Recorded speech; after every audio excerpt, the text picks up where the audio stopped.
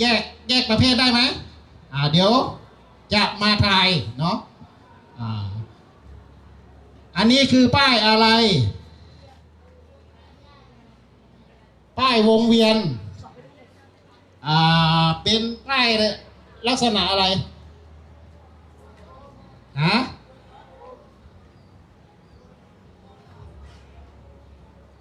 อันนี้เป็นป้ายวงเวียนอันนี้คือป้ายอะไรป้ายเตือนจะถึงวงเวียนเนาะอันนี้คือด้านหน้าจะเป็นวงเวียนมันคือป้ายเตือนเนาะ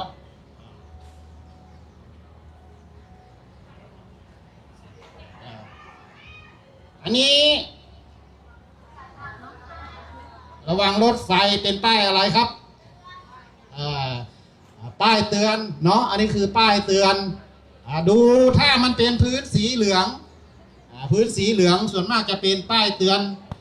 เตือนจะถึงทางโค้งซ้ายจะทางโค้งขวาอะไรประมาณเนี้ยถ้าพื้นสีเหลืองแบบนี้จะเป็นป้ายเตือนเนาะ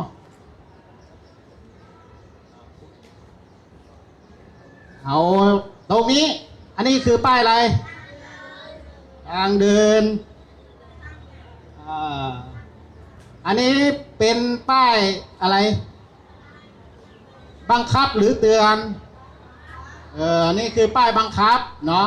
ถ้าป้ายบังคับก็จะมีพื้นสีขาวประมาณนี้แล้วก็จะมีขอบเหลืองขอบสีแดงประมาณนี้นะนี่คือป้ายบังคับเนาะอันนี้บังคับห้ามรถยนต์เข้านะบังคับไม่ให้รถยนต์เข้านะอันนี้คืออันนี้ป้ายบังคับอันนี้ก็บังคับให้หยุดก่อนเนาะอันนี้ก็คือป้ายบังคับเหมือนกันอันนี้ก็ห้ามเข้าก็ประมาณนี้เนาะถ้าเป็นป้ายแนะนำส่วนมากก็จะเป็นพื้นสี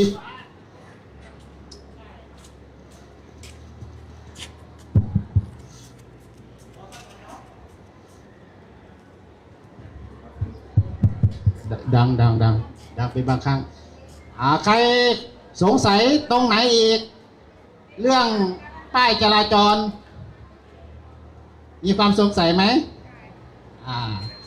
ถ้าพื้นสีเหลืองเป็นป้าย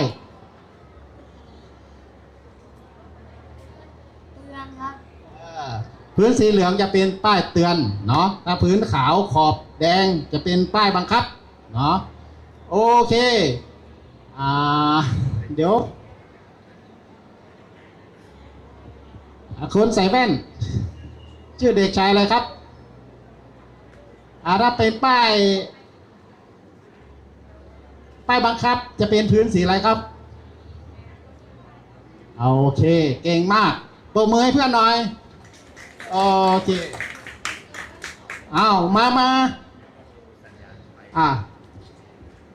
มาเข้าแถวตรงนี้เลยเข้าแถวตรงนี้เลยเดี๋ยวเราจะมาเอาข้ามนี่ดีกว่าเนาะรอนี่ดีกว่าเนาะขึ้นเข้าแถวข้างบนเลยเข้าแถวข้างบนมาเลยคนที่หนึ่งมาอยู่ตรงนี้เข้าแถวตอนไปเลยครับ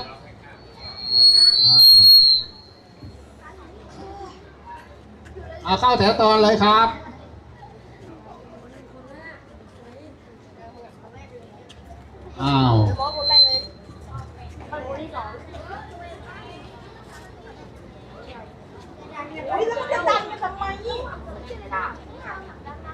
แบ่ง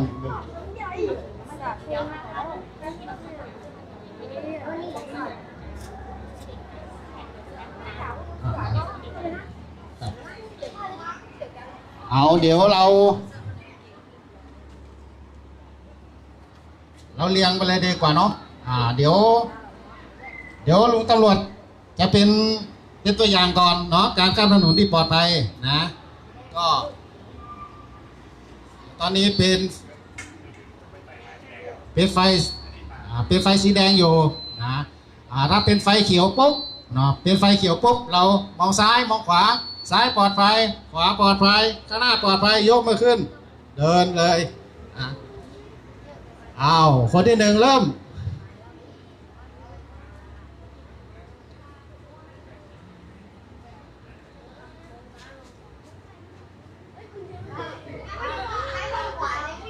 เอาบอกตะโกนด้วยชัดซ้ายปลอดภัยขวาปลอดภัยข้างหน้าปลอดภัยยกมือขึ้นอ้าวพูดด้วยดิพูดด้วยอ้าวตอนนี้ไฟแดงอยู่อ้าวเขียวซ้ายปลอดภัยข้างหน้าปลอดภัยเดิน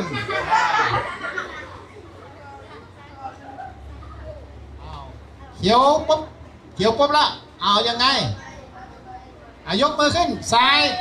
ด้านซ้ายปลอดภัยมองด้านซ้ายด้านขวาปลอดภัยมองด้านขวาหน้าปลอดภัยยกมือ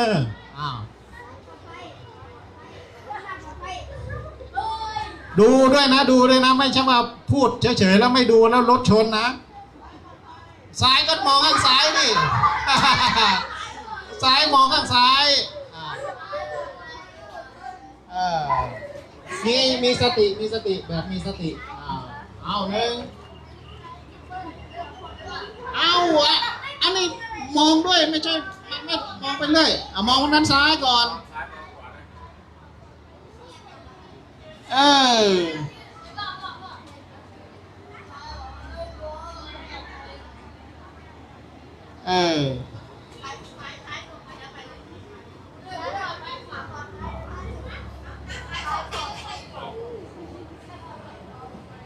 ตั้งใจให้มีสติเนาะ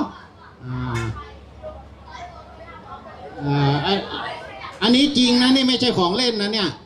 ชีวิตจริงเอาไปใช้ได้เลยนะ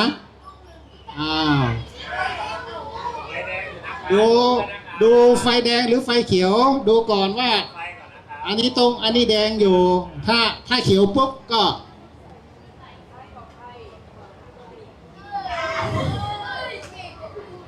แดงอยู่เขียวปุ๊บดูเท้าด้วยนะเดี๋ยวไปสะดุดนะดูสัญญาณไฟก่อน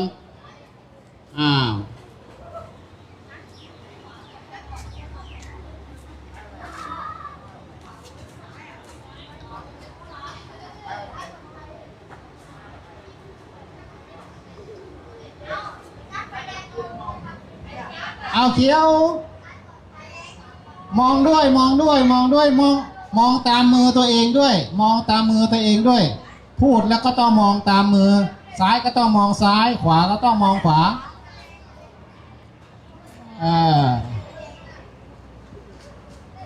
มองอันดับแรกมองสัญญาณไฟก่อนเนาะมองสัญญาณไฟก่อน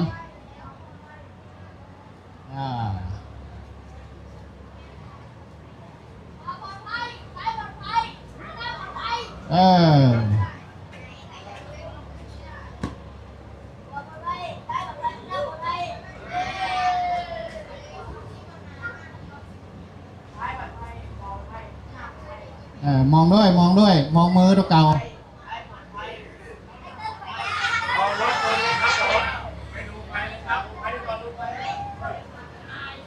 เดี๋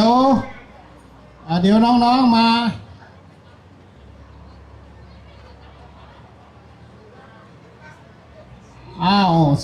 สำหรับฐานการเรียนรู้ฐานนี้ก็จบเพียงแค่นี้ใครมีปัญหาหรือมีข้อสงสัยจะถามไหมไม่มีถ้าไม่มีลุกขึ้นยื่นเดี๋ยวเข้าแถวตรงนี้เนาะเดี๋ยวคนที่หนึ่งเดินไปหาพี่เขาเดินตามแถวไปเลย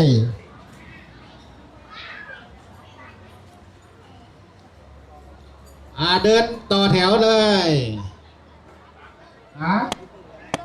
ไม่ได้เราต้องนี่คือบรรยากาศของฐานที่2นะคะเป็นการเรียนรู้เกี่ยวกับป้ายจราจรโดยคุณลุงตำรวจจราจรนะคะ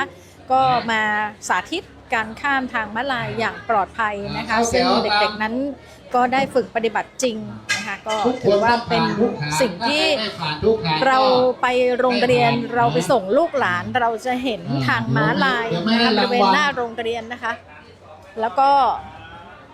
การที่จะข้ามทางม้าลายอย่างปลอดภัยนั้นนะคะก็ต้องเป็นไปอย่างที่คุณลุงตำรวจจราจรได้แจ้งไปนะคะสวัสดีคุณผู้ฟังที่ให้เกียรติติดตามรับฟังรายการสัญจรปลอดภัยกับสำนักงานขนส่งจังหวัดลำปางด้วยนะคะทางสวทลำปาง FM 97 MHz และสวทเพื่อการเรียนรู้และเตือนภัยภาคเหนือ AM 549 kHz ขอบคุณน้องแอลชุติการนะคะที่รับสัญญาณนะคะตอนนี้ทีมงานสวทลำปางเราชุดใหญ่อยู่กันที่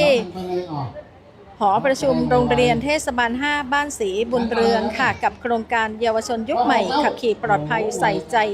อนาคตประจำปีงบประมาณ 2569ของสำนักงานขนส่งจังหวัดลำปางนะคะซึ่งจัดขึ้นที่โรงเรียนเทศบาล 5 บ้านศรีบุญเรืองอำเภอเมืองจังหวัดลำปางค่ะฐานที่ 2 เป็นฐานเกี่ยวกับความรู้เรื่องป้ายจราจรนะคะผู้ใหญ่หลายคนจะข้ามถนนก็ยังไม่เข้าใจเลยว่าจะต้องมีวิธีการข้ามอย่างไรให้ปลอดภัยซึ่งเมื่อสักครู่นี้เราจะเห็นว่าจะมีเจ้าหน้าที่ค่ะจะมีเจ้าหน้าที่นะคะคอยเปิดปิดป้ายสัญญาณมีทั้งสีแดงที่เป็นสัญลักษณ์ของคนยืนรอนะคะแล้วก็ป้ายสีเขียวก็คือสัญลักษณ์ของคนเดินก็คือการที่จะเปิดโอกาสให้ป้ายสัญญาณนั้นแจ้งว่ามันสามารถที่จะข้ามได้แล้วแล้วก็ให้เด็กๆเนี่ยพอเห็นป้ายสัญญาณว่าข้ามได้แล้วแต่ก็ยังต้องมีความระมัดระวังนะคะในการที่จะข้ามก็ต้องมองทางซ้ายว่าปลอดภัยมองทางขวาปลอดภัยข้างหน้าก็ปลอดภัยถึงจะข้ามได้เราจะเห็นปัญหาเรื่องของการข้ามถนนของเด็กๆตามโรงเรียนต่างๆบ่อยครั้งที่พอมีผู้ดูแลนะคะพอมีผู้ดูแลพาไปข้ามถนนเนี่ยเมื่อสัญญาณขึ้นแล้วเนี่ยบางทีผู้ดูแลโบกธงให้เรียบร้อยแล้วแต่บางครั้งรถที่สัญจรผ่านไปมานะคะยังไม่ยอมที่จะหยุดดังนั้นสิ่งที่จะให้เด็กๆนั้นได้เห็นว่ารถหยุดหรือยังนี่ถือว่าเป็นเรื่องสำคัญนะคะเพราะว่าแต่ละบริบทนะคะบางพื้นที่คนใช้รถใช้ถนนนั้นก็อาจจะยังไม่ค่อยมีความเข้าใจโดยเฉพาะบริเวณที่ชุมชนหน้าโรงเรียนต่างๆเนี่ยมันก็จะมีทางม้าลายให้เราได้เดินข้ามกันไปนะคะก็ไม่ใช่หมายความว่าพอเห็นทางม้าลายปุ๊บก็สามารถที่จะข้ามได้ก็ต้องรอให้ปลอดภัยกันก่อนนะคะตอนนี้เราอยู่กันที่อีก1ฐานค่ะเป็นฐานที่1นะคะหลังจากที่เมื่อสักครู่นี้เป็นฐานที่2ผ่านไป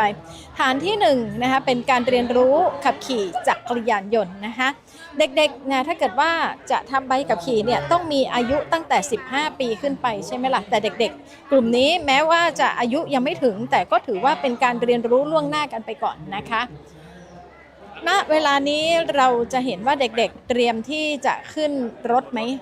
ไปดูซิว่าบนรถมีอะไรบ้างนะคะเมื่อสักครู่นี้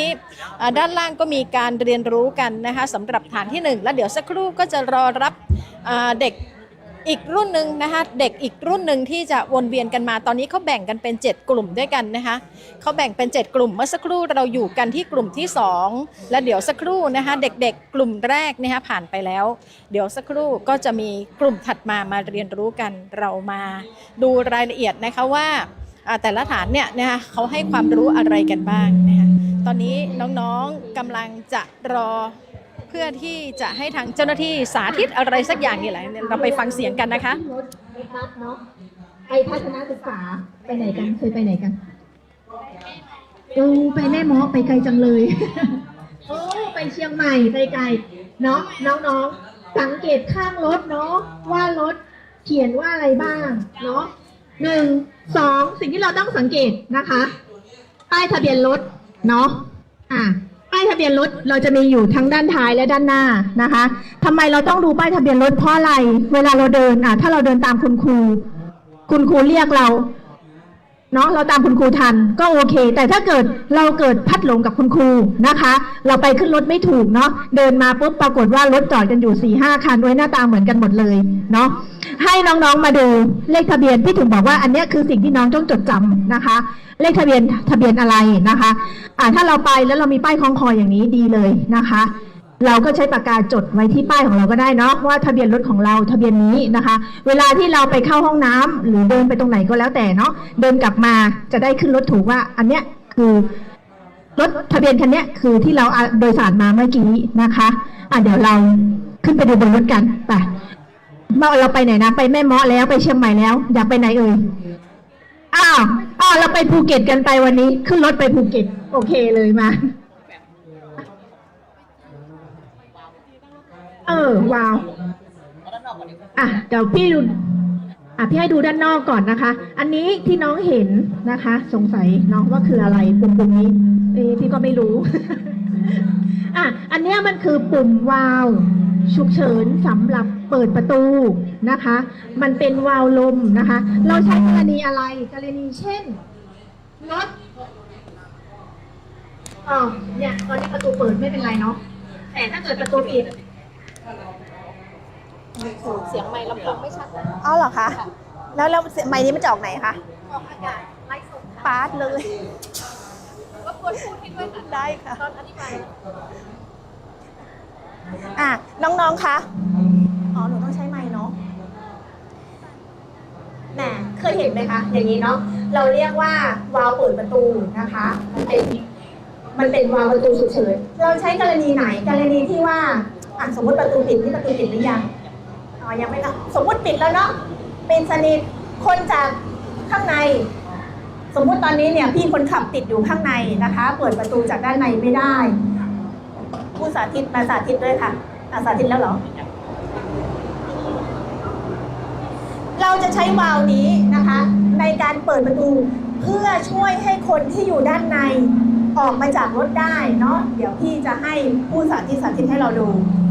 พร้อมไหมคะประตูปิดหรือยังไม่ปิดเลย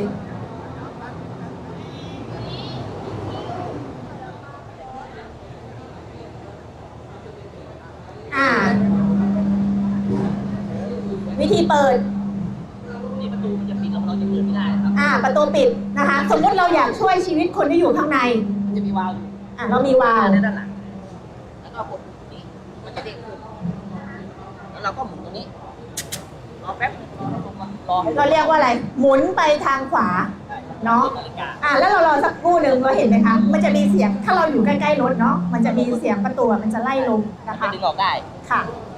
แล้วก็ดึงออกได้เลยลองไหมให้น้องๆลองไหมใครอยากลองดูไหมยากไหมอย่างใครอยากลองมาลองเปิดไหมวรวุฒิอยากลองวรวุฒิอยู่ตรงไหนเอ่ยงั้นเดี๋ยวเราขึ้นรถไปเราจะไปภูเก็ตกันใช่ไหมวันนี้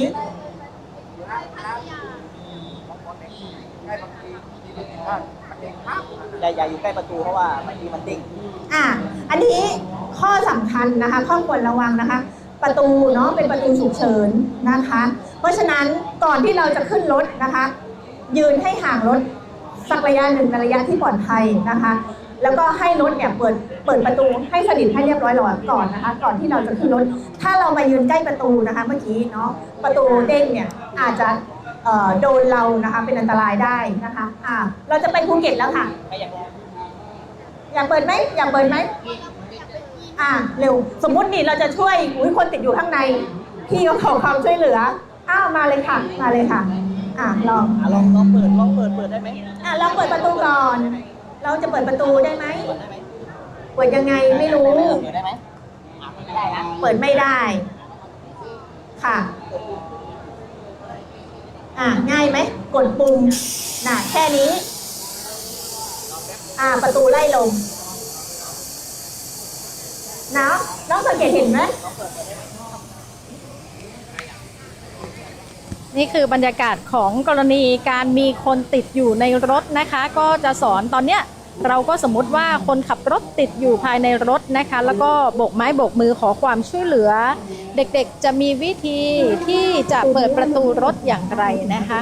ก็จะมีวาล์วอยู่บริเวณด้านข้างตัวรถค่ะแล้วก็ให้นักเรียนได้หมุนนะคะประตูรถก็จะมีการไล่ลมออกมาก่อนและหลังจากนั้น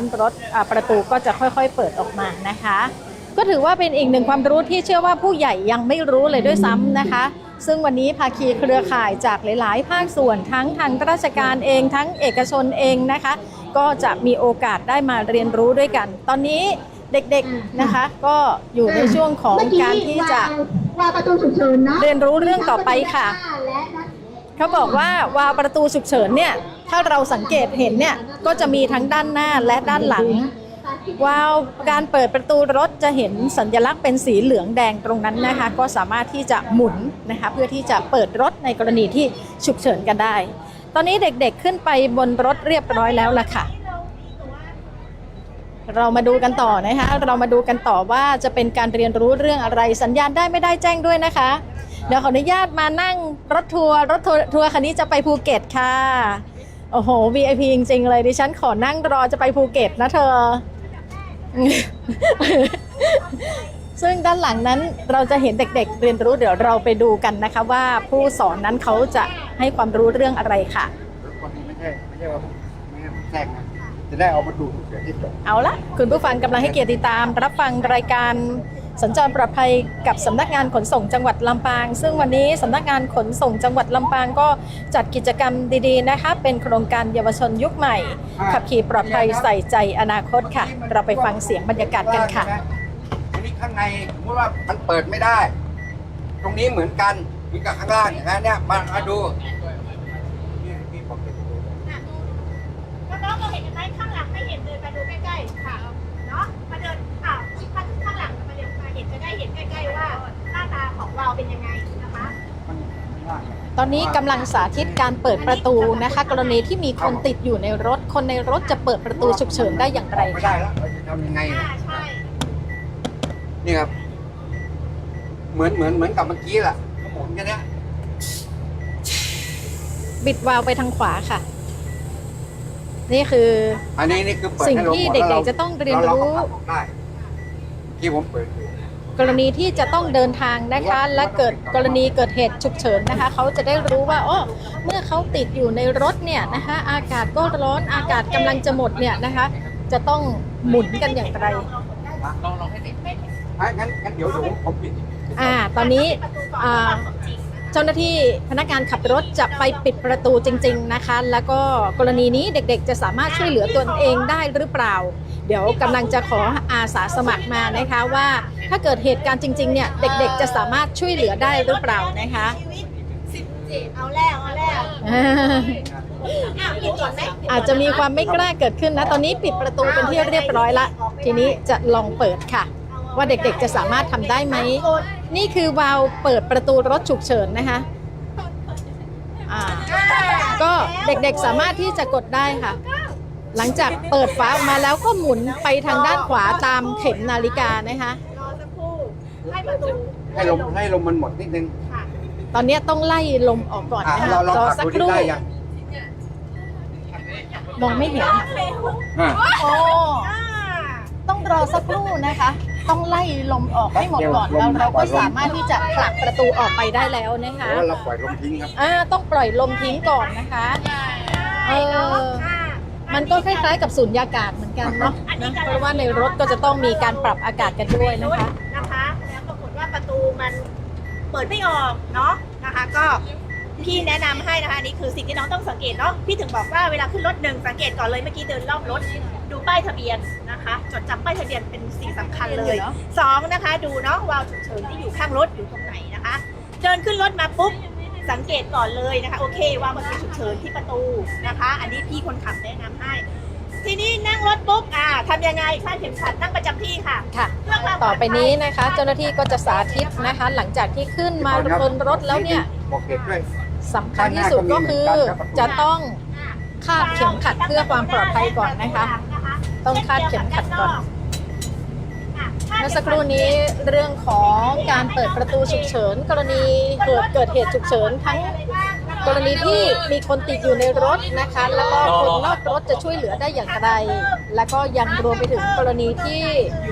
เด็กๆนะคะติดอยู่ในรถเองแล้วเราจะช่วยเหลือตนเองให้ออกจากรถได้อย่างไรนะคะตอนนี้อาจจะต้องกระชับเวลาแล้วล่ะนะคะเพราะว่ากลุ่มต่อไปเนี่ยมารอที่จะเรียนรู้ฐานที่1ตรงนี้กันแล้วนะคะน้องๆคุณผู้ฟังพ่อแม่ผู้ปกครองนะคะคุณผู้ฟังที่ให้เกียรติติดตามรับฟังรายการทั้ง2คลื่นความถี่ก็จะได้เรียนรู้ไปด้วยกันนะแม้ว่าท่านจะไม่เห็นภาพนะหรือว่าท่านใดอยากจะเห็นภาพบรรยากาศนะคะท่านก็สามารถที่จะเข้าไปได้ที่เพจ Facebook สปท.ลำปางกรมประชาสัมพันธ์นะคะ ก็จะได้เห็นน้องๆจากหลากหลายโรงเรียนนะคะเจ้าภาพก็คือโรงเรียนเทศบาล 5 ค่ะมีโรงเรียนเทศบาล 5 มีโรงเรียนเทศบาล 4 นะคะมีโรงเรียนมัธยมวิทยาแล้วก็มีโรงเรียนอรุโนไทยลูกหลานของท่านอาจจะเป็นหนึ่งที่จะเข้ามาเรียนรู้นะคะอยากเห็นภาพบรรยากาศก็สามารถที่จะเข้ามาดูกันได้นะคะที่เพจ Facebook สวทลำปางกรมประชาสัมพันธ์นะคะตอนนี้เจ้าหน้าที่นะคะก็ได้บอกเล่าเรื่องราวกรณีการเกิดเหตุฉุกเฉินต่างๆนะคะให้เราได้เรียนรู้ไปด้วยกันนะเชื่อว่าผู้ใหญ่หลายคนก็ยังไม่รู้ขนาดตัวพิธีกรนะคะตัวเว้ยเองก็ยังไม่รู้เช่นเดียวกันนะโชคดีนะที่เข้ามาในห้องจัดในห้องก็คือบนรถบัสคันนี้มันมีเครื่องปรับอากาศนะคะอากาศก็เลยค่อนข้างที่จะสบายๆสำหรับบนรถนี้นะคะค่ะแล้วก็ตอนนี้เจ้าหน้าที่กำลังสอนวิธีการที่จะช่วยเหลือตนเองกรณีที่ติดอยู่ในรถและเปิดประตูรถไม่ได้กรณีที่รถเกิดอุบัติเหตุนะคะเราก็จะมีที่เคาะกระจกค่ะมีที่เคาะกระจกนะคะว่าจะต้องใช้อย่างไรซึ่งเจ้าหน้าที่ก็ได้บอกไปว่าการติดตั้งเครื่องเคาะกระจกเนี่ยมันก็จะมีติดอยู่นะคะฝั่งละ2ข้างนะคะสีแดงๆอะค่ะที่มันจะแข็งพอกรณีที่จะต้องทุบกระจกเนี่ยนะคะก็จะต้องไปเคาะตรงที่ภาพกำลังซูมอยู่เนี่ยนะคะตรงนี้คือสิ่งที่เวลาเอาที่เคาะเนี่ยมาเคาะไว้ตรงนี้ถูกต้องใช่ไหมคะเคาะบานนี้ครับเคาะบานนี้นะไม่ใช่ว่าเคาะบานไหนก็ได้เนาะครับเพราะอันนี้มันจะเป็นบานที่ว่าเป็นนิรภัยทุบไม่ทุบแล้วพวกที่ว่ามันแตกเป็นเขาเรียกอะไรนะผมก็ลืมละอะไร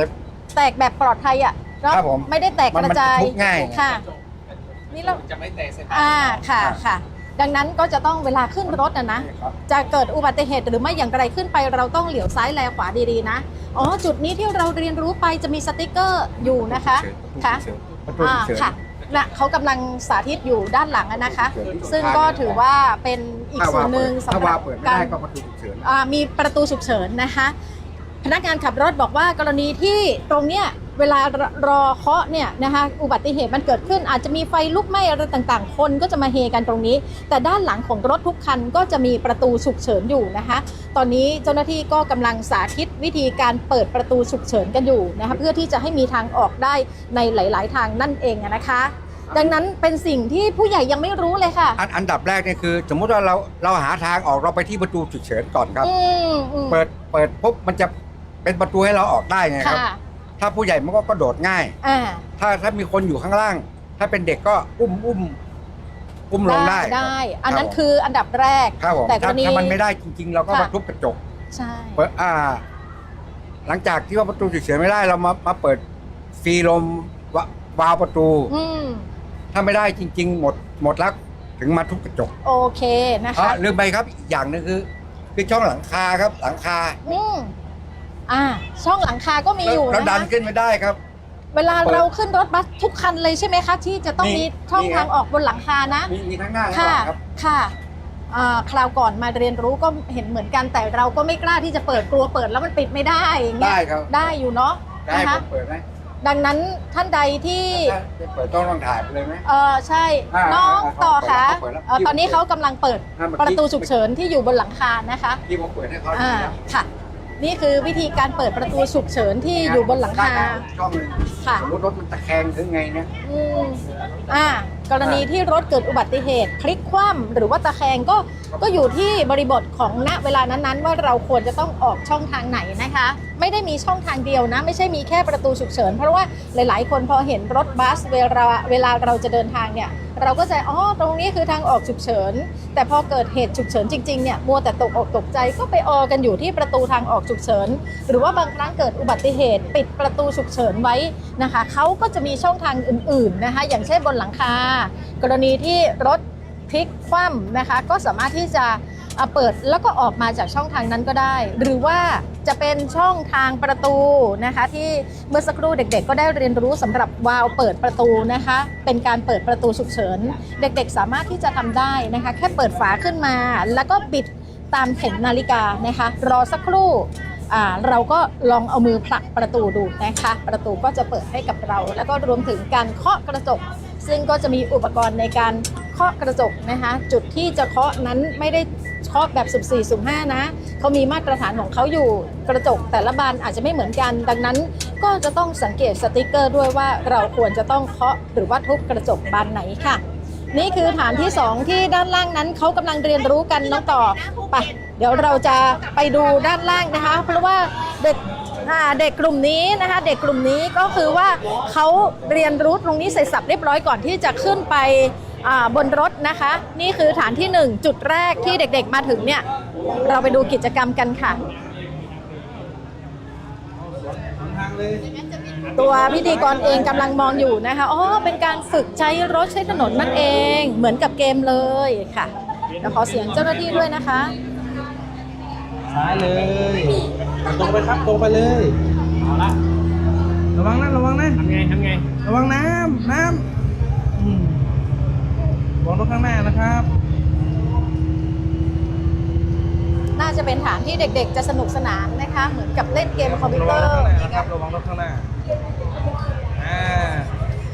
ค่ะ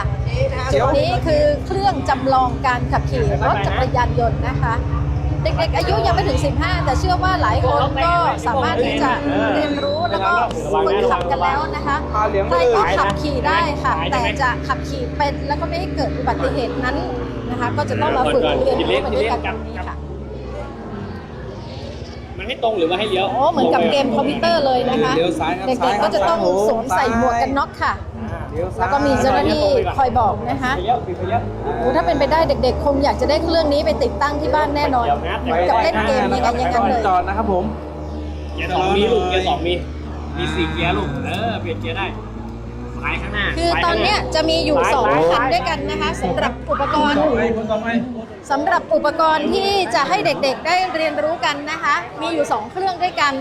นะคะก็อาจจะไม่ได้เล่นกันได้ทั้งหมดเนาะอาจจะเรียนรู้ไม่ได้ทั้งหมดนะคะแต่อย่างน้อยๆก็ให้เขารู้ว่าการใช้รถใช้ถนนนะคะทุกครั้งนั้นนะคะสิ่งที่สำคัญที่สุดไม่ใช่ว่าขี่ได้อย่างเดียวต้องขี่เป็นด้วยนะคะโดยเฉพาะเด็กๆที่กำลังจะทำใบขับขี่เมื่ออายุ15ปีขึ้นไปนะคะหลังจากที่น้องๆได้มาฝึกทักษะการคาดการณ์การเกิดอุบัติเหตุกับเครื่องจำลองการขับขี่แล้วถึงขึ้นไปเรียนรู้บนรถบัสนะคะบอกตรงๆนะว่าตัวพิธีกรเองก็ยังไม่รู้เลยว่าสิ่งที่จะช่วยให้เราออกมาจากตัวรถได้กรณีเกิดเหตุฉุกเฉินเนี่ยนะคะก็มีหลายช่องทางด้วยกันนะคะดังนั้นวันนี้ก็ถือว่าเป็นการเรียนรู้ร่วมกันผ่านไป2ฐานทั้งฐานที่2ผ่านไปละและนี่คือฐานที่1เดี๋ยวเราจะค่อยๆเวียนกันไปเรื่อยๆนะคะเพราะว่าเราก็ไม่รู้ว่า1 2 3 4 5 6 7เนี่ยนะคะแต่ละฐานเนี่ยเขาจะส่งเสริมการเรียนรู้เรื่องอะไรกันบ้างนะคะดังนั้นอยู่เป็นกำลังใจแล้วก็มาดูลูกๆหลานๆสนุกสนานกับเหมือนกับเป็นการฝึกทักษะนะก่อนที่จะไปใช้รถใช้ถนนด้วยตัวเขาเองนะคะก็ถือว่าเป็นกิจกรรมดีๆที่ทางสำนักงานขนส่งจังหวัดลำปางนะคะพยายามที่จะสรรสร้างสิ่งดีๆในโครงการนี้โครงการเยาวชนรุ่นใหม่ขับขี่ปลอดภัยใส่ใจอนาคตนะคะประจำปีงบประมาณ 2569 โดยสำนักงานขนส่งจังหวัดลำปางซึ่งวันนี้เราอยู่กันที่โรงเรียนเทศบาล 5 บ้านศรีบุญเรืองอำเภอเมืองจังหวัดลำปางค่ะกับภาคีเครือข่ายหลายๆภาคส่วนด้วยกันทั้งส่วนราชการเมื่อสักครู่ฐานที่2เราจะเห็นเจ้าหน้าที่ตำรวจนะคะเจ้าหน้าที่ตำรวจจราจรมาสอนวิธีการข้ามทางม้าลายอย่างปลอดภัยนะส่วนตรงนี้เองก็น่าจะมาจากเอกชนนะคะน่าจะมาจากเอกชนซึ่งดูจากป้ายแล้วเนี่ยก็จะมี Honda เมืองไทยขับขี่ปลอดภัยนะคะแล้วก็สำหรับรถที่มาให้บริการนะคะให้เด็กๆได้เรียนรู้เป็นของบริษัทดาวรุ่งทราเวลจำกัดนะคะก็เป็นรถนำเที่ยวทีนี้แหละนะคะเราก็จะได้รู้แล้วล่ะว่าการขึ้นรถเนี่ยบางทีเราไม่รู้ว่ามันจะต้องเปิดขึ้นอย่างไรนะคะไม่มีใครอยู่เราก็จะได้มีโอกาสค่ะพี่ค่ะกับช่วงของรายการสัญจรปลอดภัยกับสำนักงานขนส่งจังหวัดลำปางนะคะคุณบรรหารสุยะค่ะทำอะไรครับในฐานะที่ก็เป็นคนหนึ่งที่มีใบขับขี่มานานพอสมควรแล้วเนาะจำไม่ได้แล้วว่าทำใบขับขี่ครั้งแรกอายุเท่าไหร่15เลยใช่ไหมมีใบขับขี่รถจักรยานยนต์เนาะใช่ครับสมัยนั้นเรารู้ไหม กฎต่างๆที่เด็กๆได้เรียน เพ รู้ ราะว่า กันมาเนี่ย สำนักงานขนส่งมาสอนให้ที่โรงเรียนเลยนะครับเขาก็จะมาจัดคอร์สอบรมเรียบร้อยหมดเลย ค่ะ หลังจากนั้นก็เหมือนกับเป็นรถโมบายมาเพื่อที่จะทำใบขับขี่เลยทำตรงนั้นเลยครับตอนที่15แต่กิจกรรมในวันเนี้ยเคยรู้มาก่อนไหมว่าจะต้อง1 2 3แบบนี้ โดยเฉพาะเอาฐานแรกอย่างการข้ามทางม้าลายจำแทบไม่ได้แล้ว จำให้ไม่ได้มันคืน เพราะมันนานมากเลย ก็เหมือนกับว่าอาจารย์เขาก็จะสอนในห้องเรียนอยู่แล้วว่าทางม้าลายเราจะข้ามได้ ก่อนก็ต้องแบบว่ามองซ้ายแลขวามองข้างหน้ามันไปได้ผ่านไปได้ก็ไปเอาที่ปลอดภัยนะไม่ใช่ว่าไฟเขียวไปได้แต่ซ้ายไม่ปลอดภัย ยังไม่ว่างค่ะ ยังไม่ว่าง ตอนนี้เราอยู่อีกฐานหนึ่งเดี๋ยวสักครู่จะบอกว่าเป็นฐานที่ 3 ค่ะฐานที่ 3 ใช่ไหมครับ DLT Kids on the Road นะคะก็เป็นการรณรงค์ส่งเสริมให้เด็กๆได้ใช้รถใช้ถนนของจริงละนะคะแต่เป็นการฝึกทักษะนะใช้ถนนจริงค่ะแล้วก็มีกลวยตั้ง รถจักรยาน เพื่อที่จะให้น้องๆได้ปั่นจักรยานคันเล็กๆน่ารักค่ะ ขอปั่นด้วยได้ไหม ขอปั่นด้วยได้ไหม เพราะว่าตอนเด็กไม่ได้เทรนแบบเนี้ยเนาะโชคดีจังเลยเด็กรุ่นใหม่เนี่ยนะ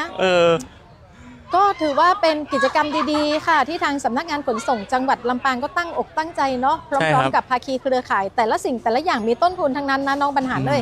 มันคือเขาปภเขาร่วมอุปกรณ์ทั้งหมดนะให้ของกปทของนิยมพาณิชย์เห็นไหมของที่เขาสนับสนุนกันมานะครับภาคีเครือข่ายต่างๆครับเมื่อวานนี้ทางปภเองก็ได้ไปให้ความรู้เหมือนกันกับทางอำเภอต่างๆที่ส่งตัวแทนมาเพราะว่าอยากจะให้ทุกคนได้ตระหนักถึงเรื่องของอุบัติเหตุเมื่อสักครู่นี้ท่านขนส่งจังหวัดลำปางจำได้ไหมตัวเลขตั้งแต่วันที่30 กว่ารายไม่ใช่1 มกราคมจนถึงปัจจุบันเนี่ยทั่วประเทศเสียชีวิตไปแล้ว7891จำได้ 7,891 สำหรับจังหวัดลำปางที่ได้ยินมาเอาเฉพาะวันนี้ก่อนเอาเฉพาะวันนี้มีคนเสียชีวิตแล้วไป5 รายในช่วงเช้าที่ผ่านมานะคือมีคนเสียชีวิตเพราะอุบัติเหตุทุกวันเลยค่ะเพราะวันไหนที่มีฝนตกนะครับฝนตกเมื่อไหร่เนี่ยถนนจะลื่นแล้วก็ทุกคนจะรีบในช่วงเวลาเลิกงานเนี่ยเป็นตัวหนึ่งที่ทำให้ทุกคนต้องระวังมากยิ่งขึ้นบางคนก็รีบกลับบ้านเพื่อจะไปหุงหาอาหารไม่ต้องรีบครับเพราะยังไงเราก็กลับถึงบ้านอย่างปลอดภัยจะดีกว่าครับจะกลับช้ากลับเร็วยังไงเราก็ถึงบ้านไว้ก่อนนะครับกิจกรรมที่เรากำลังเห็นอยู่เนี่ยน้องๆกำลังปั่นจักรยานให้รู้กฎจราจรแม้ว่าจะเป็นการปั่นจักรยานแต่ก็ยังได้สวมใส่หมวกเซฟตี้หมวกนิรภัยหรือว่าหมวกกันน็อกนะคะเพื่อความปลอดภัยของเด็กๆเองฐานนี้นะคะได้รับการสนับสนุนจากสำนักงานปภ.จังหวัดลำปางนะคะก็ส่งเจ้าหน้าที่มาอำนวยความสะดวกนะคะเรื่องของอุปกรณ์ก็ได้รับจากทางกปท.ก็คือสำนักงานขนส่งจังหวัดลำปางใช่มันเป็นกลวยของกองทุนเพื่อความปลอดภัยในการใช้รถใช้ถนนนะครับครับค่ะซึ่งกองทุนอะไรนะกองทุนเพื่อความปลอดภัยในการใช้รถใช้ถนนเขาเอางบประมาณมาจากที่ไหนจากการประมูลทะเบียนรถไงนะครับเขาก็จะเอามาสู่ในกองทุนนี้ยังไงก็กิจกรรมต่างๆมันก็มาจัดสรรมาให้เด็กๆให้ความรู้กับเด็กๆแบบนี้นะครับทุกโรงเรียนก็จะมีแบบนี้ทั่วประเทศครับเนาะเห็นแล้วก็ชื่นใจเนาะสำนักงานขนส่งรุ่นเราไม่มีแบบนี้นะและก็ฐานนี้รู้สึกว่าเด็กๆทุกคนจะได้ฝึกขับขี่ด้วยนะคะเด็กๆทุกคนจะได้ฝึกขับขี่ด้วยแล้วก็โชคดีจังเลยตอนนี้แสงแดดเป็นใจละ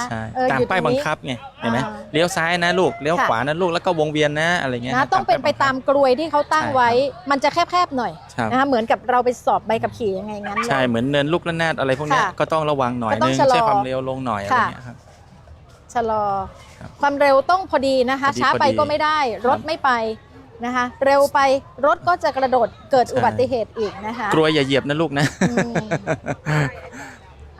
พี่แหลมเข้ามาได้เลยค่ะตอนนี้อุปกรณ์เครื่องไม้เครื่องมือนะคะต้อง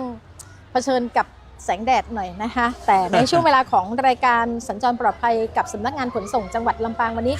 ปกติแล้วเจ้าของรายการน้องยุ้ยกาญจนาฟูปิงเธอก็จะมาบอกเล่าเรื่องราวเกี่ยวกับกฎหมายเรื่องราวต่างๆเกี่ยวกับการใช้รถใช้ถนนอย่างปลอดภัยนะคะรณรงค์ให้เราได้ตระหนักรู้กันนะคะรู้กฎจราจรไม่ทำผิดกฎหมายใช่แต่วันนี้เราพามาออกมานอกสถานที่ค่ะครับเพราะกฎหมายจราจรนะครับทุกคนก็บอกว่ารู้กันหมดแต่ว่าทุกคนก็รู้แต่ว่าไม่ปฏิบัติตามกันนะครับก็แปลกใจเหมือนกันบางทีอุบัติเหตุเกิดขึ้นอย่างที่เมื่อวานท่าน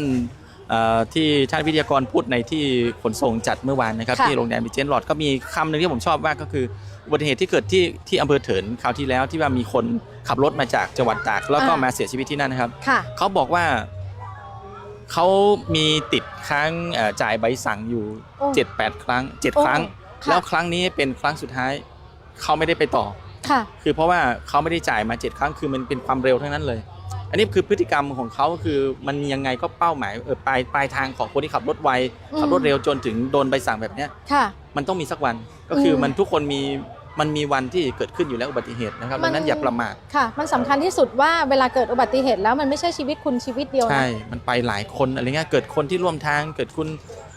ไปโดนกับคนที่สวนทางสวนเลนมาอีกเนี่ยคือความสูญเสียมันเกิดขึ้นได้เยอะเหมือนกันนั่นแหละค่ะดังนั้นมันไม่ใช่เรื่องของใครคนใดคนหนึ่งนะคะจึงเป็นที่มาของการจัดกิจกรรมในครั้งนี้นะคะอยากจะให้เด็กๆได้เรียนรู้แล้วก็ทดลองกันจริงๆเรามากันแค่3ฐานอยู่เลยนะทั้งหมดมี7ฐานด้วยกันค่ะมี7ฐานด้วยกันฐานนี้เมื่อสักครู่เพิ่งชื่นชมว่าแดดร่มลมตกนะ ตอนนี้แจ๋มาละนะคะเจ้าหน้าที่นี่ก็ทุ่มเทนะจากทางปภ.ต้องมายืนกลางแสงแดดเลยนะต้องคุมเพื่อที่จะดูแลให้เด็กๆนะคะได้ทดลองขับขี่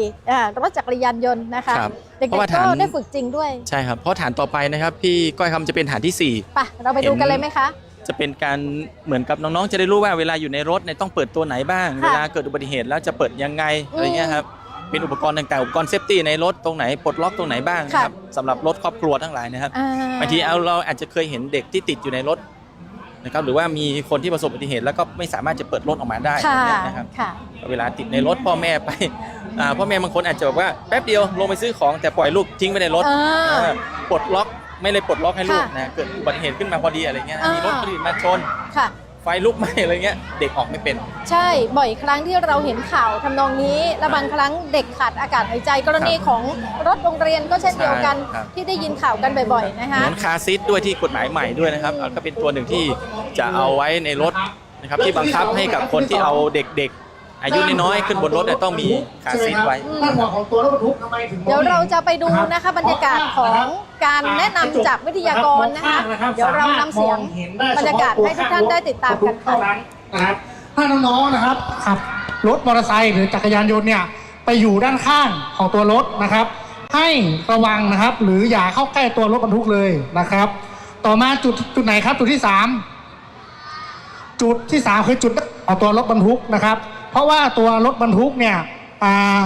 จะไม่สามารถมองเห็นด้านหลังได้นะครับเนาะถ้าสังเกตจากตัวรถบรรทุกสูงไหมครับเนาะรถบรรทุกมีหน้าที่ทำอะไรครับ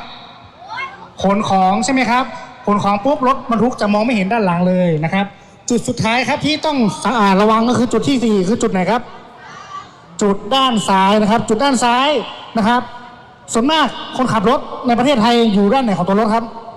ด้านขวานะครับเวลาเราเอารถมอเตอร์ไซค์นะครับไปอยู่ด้านซ้ายของตัวรถเนี่ยรถบรรทุกจะมองไม่เห็นเลยนะครับผมให้น้องระวังนะครับเนาะเดี๋ยวพี่จะมีกิจกรรมให้เล่นนะครับขอตัวแทนผู้หญิง2คนผู้ชาย2คนครับใครคิดว่าของอาสาสมัคร2คนใช่ของหญิง2น้องสุดหล่อมานะครับสุดหล่อ2คนมาเลยน้องผู้หญิง2คนนะครับโอเคเมื่อกี้พี่อธิบายไปแล้วว่ารถบรรทุกมีทั้งหมดกี่จุดนะ4 จุดเดี๋ยวพี่จะให้น้องนะครับนำโกยตัวเนี้ยไปวางจุดต่างๆที่รถบรรทุกมองไม่เห็นทั้งหมด4 จุดเริ่มเลยครับผมครับจุดแรกนะครับจุดด้านหน้าของตัวรถครับจุดด้านหน้าของตัวรถ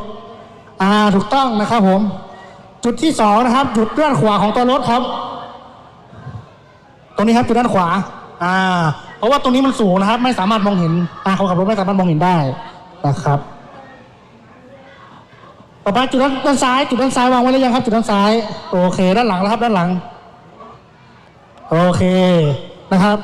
สรุปแล้วนะครับรถบรรทุกของเราจริงๆแล้วมันไม่น่ากลัวเนาะแต่ว่า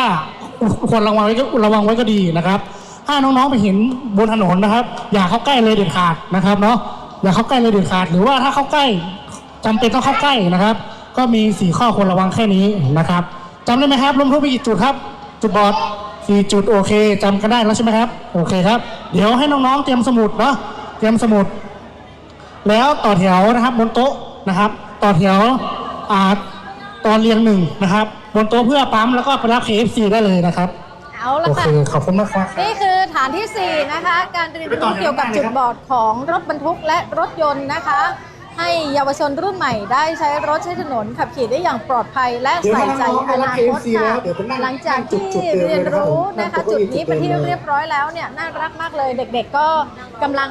ต่อแถวกันนะคะรับ KFC นะคะซึ่งก็ถือว่าเป็นผู้สนับสนุนนะคะ หลังจากที่เด็กๆได้เรียนรู้แล้วยังอิ่มท้องกันด้วยนะคะ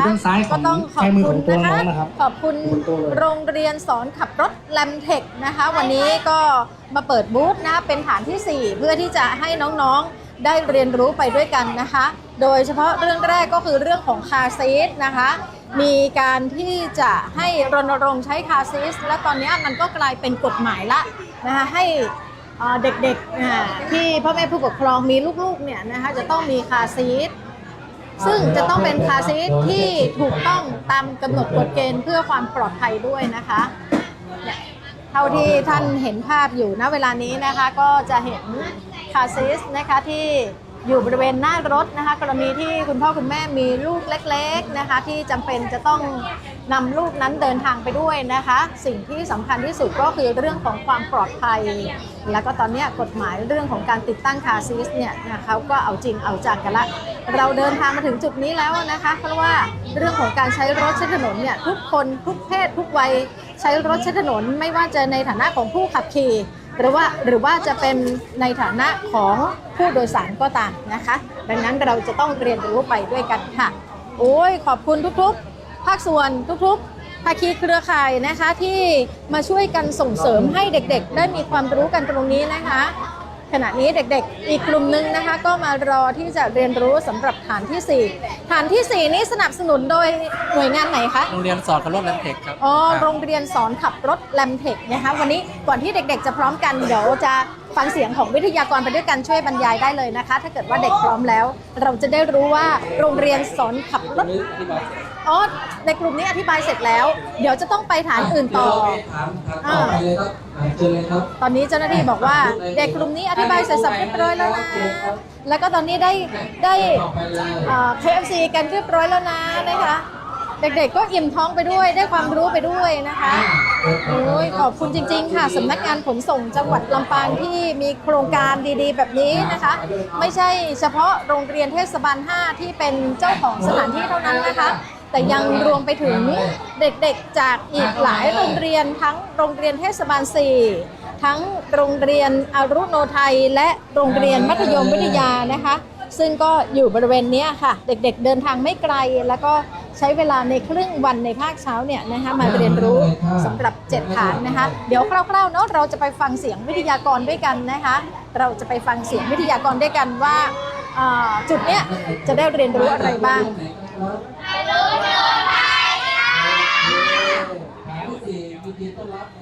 ฐานนี้คืออะไรครับก็คือ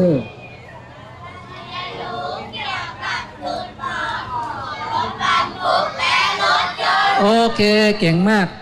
จุดบอดคืออะไรครับก็คือจุดที่เรามองไม่เห็นนะ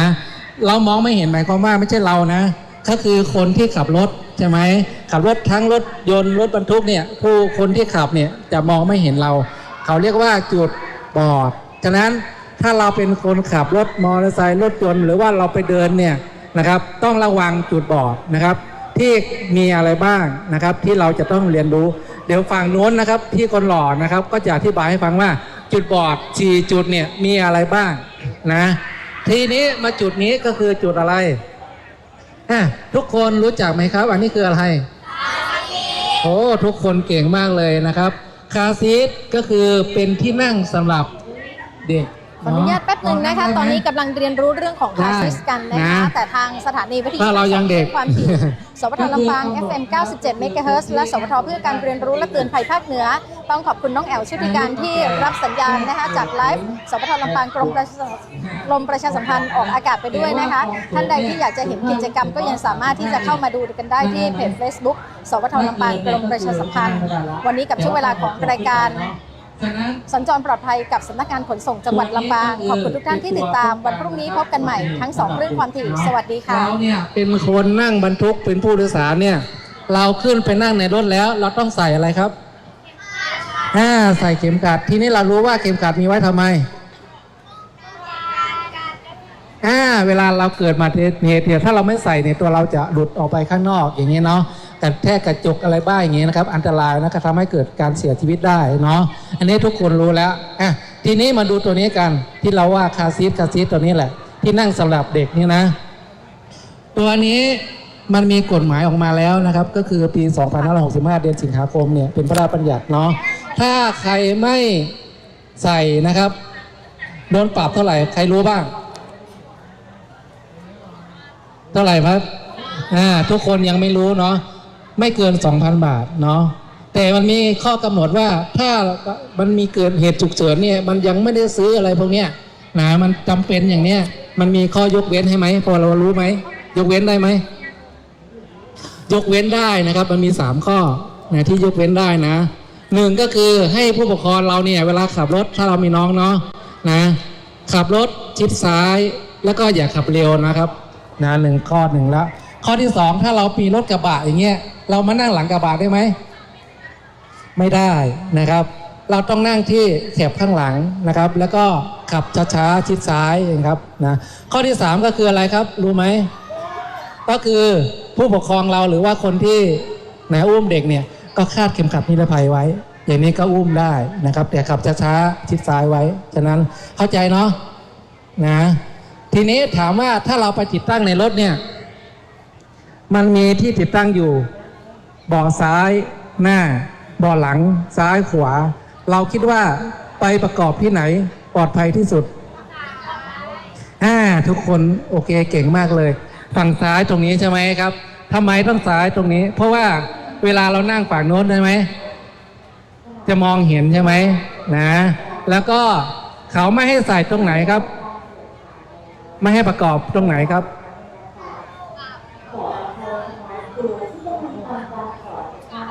ตรงไหนนะโอเคแสดงว่าเห็นแล้วเขาไม่อยากให้ใส่ตรงนี้นะครับด้านซ้ายนี่นะเพราะว่าอะไรครับถึงไม่ให้ใส่เพราะว่าเวลาเกิดอุบัติเหตุขึ้นมาเนี่ยมันจะมีอะไรครับพุ่งเข้ามาแบกหรือว่าถุงลมนิรภัยเนาะคือเด็กมันเล็กอยู่เนี่ยถ้าเรา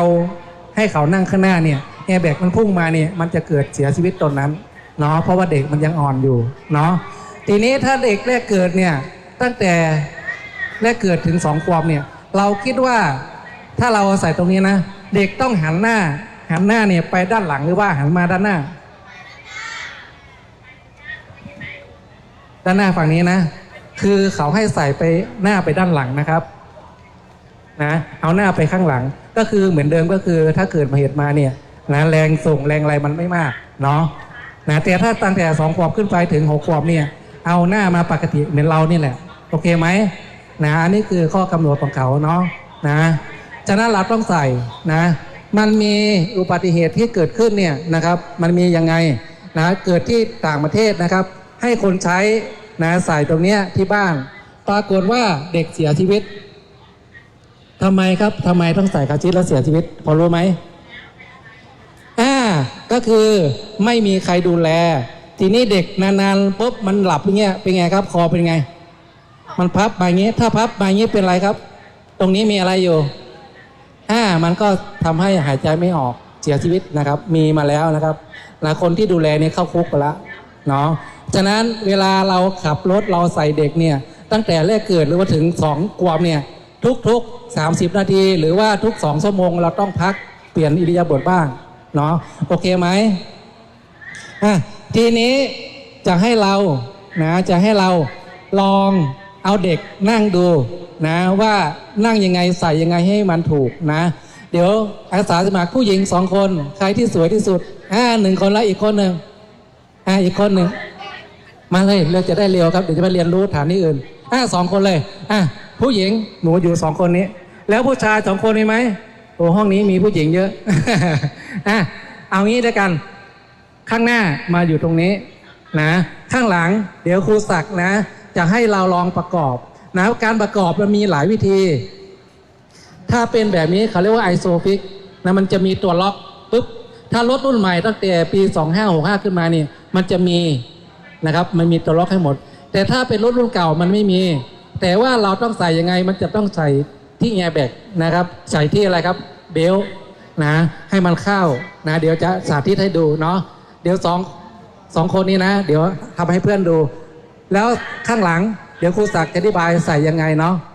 นะโอเคไหมอย่างนี้นะเดี๋ยวเราเรียนรู้ตรงนี้เสร็จเดี๋ยวเราจะไปเรียนรู้ตัวจุดบอดตรงนี้เสร็จแล้วเราก็ไปรับไก่ KFC แล้วก็ปั๊มโอเคไหมสองคนข้างหลังมีใครที่ยกมือหน่อยข้างหลังข้างหน้าลุกมาเลยข้างหน้าลุกมาเลย อยู่ในช่วงของการแบ่งเด็กๆนะคะในการเรียนรู้เรื่องของ เดี๋ยวจะประกอบให้ดู การ ข้างหลัง ป ลุ ระ ก กอบ หมด คลา เล ส ย สิสค่ะ ข้างหน้าลุกมาข้างหน้าหมดเลยครับมาดูเลยมาดูข้างหลังนี่เลยมาเลยมาให้เร็วเดี๋ยวจะไม่ทัน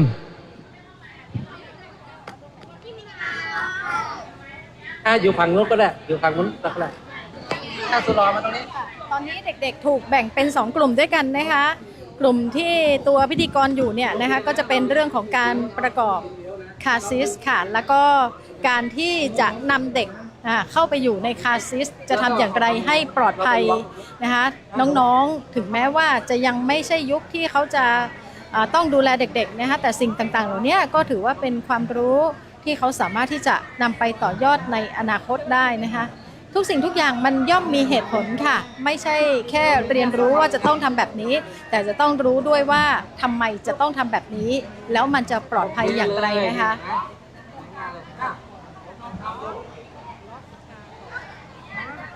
ต่อไปไหนต่อตูดเขาเรียกว่าหน้าขาหน้าขาโอเคใส่ข้างหรือใส่ข้างไหนก่อนก็ได้ซ้ายก็ได้ขวาก่อนก็ได้เนาะเอาที่หนูถนัดใส่ลงไปค่ะอีกข้างอยู่ไหนดูสิช่วยครูหาหน่อยอยู่ไหนอยู่ตรงนี้โอเคสวมเลยค่ะสวมได้สวมเลยลูกสวมไปเลยเห็นไหมเสร็จหรือยังหลวมไปไหมหลวมไหมไม่หลวมเนาะถ้าหนูอยากรู้ว่าหลวมไม่หลวมนะหนูสามารถเอามือตายเลยกระชากคอนอกตายเลยฉะนั้นหนูเอามือสวมค่ะก็เป็นวิธีของการที่จะให้เด็กๆนะคะลงไปนั่งอยู่ในคาร์ซีทไม่ใช่นั่งเสร็จสับเรียบร้อยทุกอย่างจบนะคะต้องตรวจเช็คด้วยว่ามีความกระชับดีไหมหลวมไปไหมคับไปไหมนะคะเอาละค่ะนี่คือจุดแห่งการเรียนรู้เรื่องของการติดตั้งเบาะเสริมนะคะแล้วก็เรื่องของเหตุผลว่าทำไมจะต้องเอาคาร์ซีทไปอยู่ด้านหลังด้วยนะคะกล้องเจ้าแล้วอยู่ตรงไหนน้องยุ้ยโอเคมาอีกฐานหนึ่งค่ะนี่คือฐานที่5นะคะฐานที่5เดี๋ยวสักครู่หนึ่งจะบอกว่าเป็นเรื่องอะไรเป็นเรื่องของการเรียนรู้เอาโฟมขับไปขับมาแล้วเกิดอาการอันนี้น่ากลัวนะคะเพราะฉะนั้นที่เขาจะต้องไปเรียกว่าการเดินทางด้วยรถโดยสารค่ะไปฟังเสียงของการบรรยายกันนะคะในรถยนต์1 คันเราคิดว่ามีอะไรสำคัญนอกจากคนขับนอกจากอุปกรณ์ละบัตรประชาชนของใครคะลูกของคนขับมีความสำคัญอย่างไร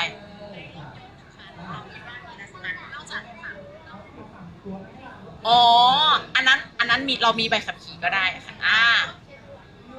เราต้องเช็คประวัติคนขับรถด้วยใช่ไหมคะว่าก่อนหน้านั้นที่จะมาประกอบการหรือว่าขับรถเขาเรียกว่าอะไรรับนักเรียนประจำหมู่บ้านเนี่ยเขามีประวัติอะไรบ้างใช่ไหมคะลูกไม่ว่าเฮ้ยฉันอยากขับฉันก็ขับอย่างเงี้ยแต่มีเขาเรียกว่ามีคดีความหรือมีประวัติที่ไม่ดีมาก่อนเนี่ยมันก็เกิดอันตรายแต่ผู้ขับใช่ไหมแล้วนักเรียนคิดว่ารถ1 คันรับนักเรียนได้กี่คน13 คนแล้วรถที่เรามารับกี่คนเท่าไหร่นะมีแบบคันหนึ่งมา20 คนมีไหมมีไหมลูกมีแบบนั่งตัดกันมาอย่างเงี้ยถามว่าเหมาะสมไหมมันจะเกิดอันตรายใช่ไหมคะลูกที่จริงกี่คนนะคะลูกเมื่อกี้หนูตอบ13 คนค่ะงั้นเดี๋ยวเราไปดูว่ารถรับส่งที่ถูก ต้องตามกฎระเบียบของขนส่งมีอะไรบ้างค่ะเดี๋ยวให้นักเรียนไปดูรถของจริงค่ะตามพี่ๆไปเลยค่ะ เจ้าหน้าที่ก็บรรยายเรื่องของการส่งเสริมความปลอดภัยในการเดินทางมาตรฐานรถรับส่งนักเรียนที่ปลอดภัยนะคะ ซึ่งฐานนี้ก็สนับสนุนโดยศูนย์เรียนรู้โรงเรียนต้นแบบระบบรถรับส่งนักเรียนที่ปลอดภัยจากโรงเรียนเสด็จวรรณชยางกูลวิทยานะคะก็เป็นเรื่องของรถรับส่งนักเรียนนั่นเองค่ะ ทุกคันต้องมีบ้างคะ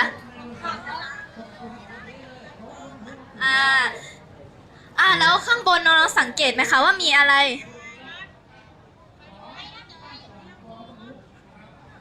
ด้านลำโพงใช่ไหมคะสังเกตดีๆถูกต้องค่ะไฟอันนี้นะคะจะเปิดไว้สำหรับเวลามีนักเรียนนั่งอยู่ในรถนะคะก็จะเปิดไว้ตลอดเลยนะคะอันนี้คือค้อนเอาไว้ทำอะไรเอ่ยถูกต้องนะคะอันนี้จะเป็นค้อนเอาไว้ทุบกระจกจะมีกระจกบานที่เราจะต้องทุบจะเขียนว่ากระจกนิรภัยนะคะเราก็จะสามารถใช้ค้อนนิรภัยทุบกระจกได้ค่ะอันนี้เมื่อกี้พี่เขาอธิบายคือใบอะไรนะค่ะเก่งมากอันนี้นะคะคือใบอนุญาตขับรถรับส่งนักเรียนนะคะผู้ที่ขับรถรับส่งนักเรียนทุกคนนะคะจะต้องมีใบนี้นะคะน้องๆสังเกตว่ามีอะไรอีกไหมคะที่สำคัญต่อการ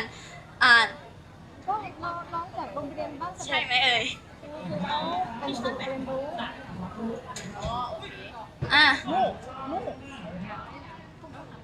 ที่นั่งเป็นยังไงน้องดูเลยค่ะมีของแหลมคมไหมไหนของแหลมคม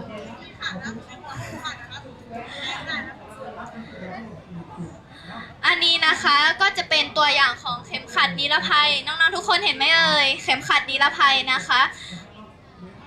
และภายในรถนะคะจะต้องไม่มีของแหลมคมอะไรอยู่ภายในรถนะคะเพื่อให้ปลอดภัยแก่นักเรียนที่นั่งรถรับส่งนะคะตรงกระจกด้านหน้านี้นะคะกระจกด้านหน้าคนขับรถก็ต้องติดฟิ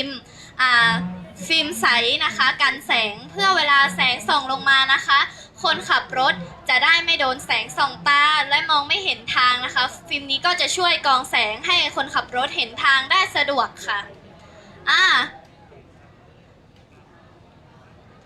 ฟิล์มข้างรถนะคะต้องโล่งโปร่งใสแบบนี้นะคะไม่มืดไม่ทึบนะคะ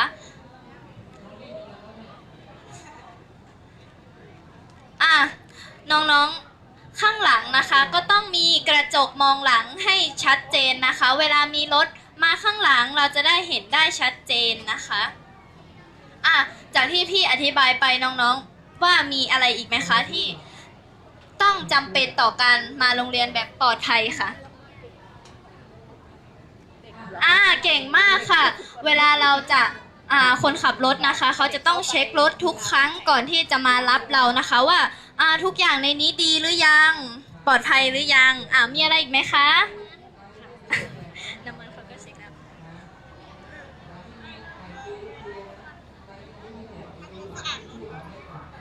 ถูกต้องค่ะคนขับรถนะคะก็ต้องทำความสะอาดรถอย่างสม่ำเสมอนะคะเพื่อรักษาสุขอนามัยให้แก่นักเรียนในรถค่ะน้องๆคนไหนมีคำถามอีกไหมคะมีใครไม่เข้าใจอะไรไหมเอ่ยโอเคถ้าเข้าใจกันหมดแล้วนะคะก็ไปหยิบป๊อปคอร์นตัวด้านหน้านะคะแล้วก็ไปที่รถบัสได้เลยค่ะ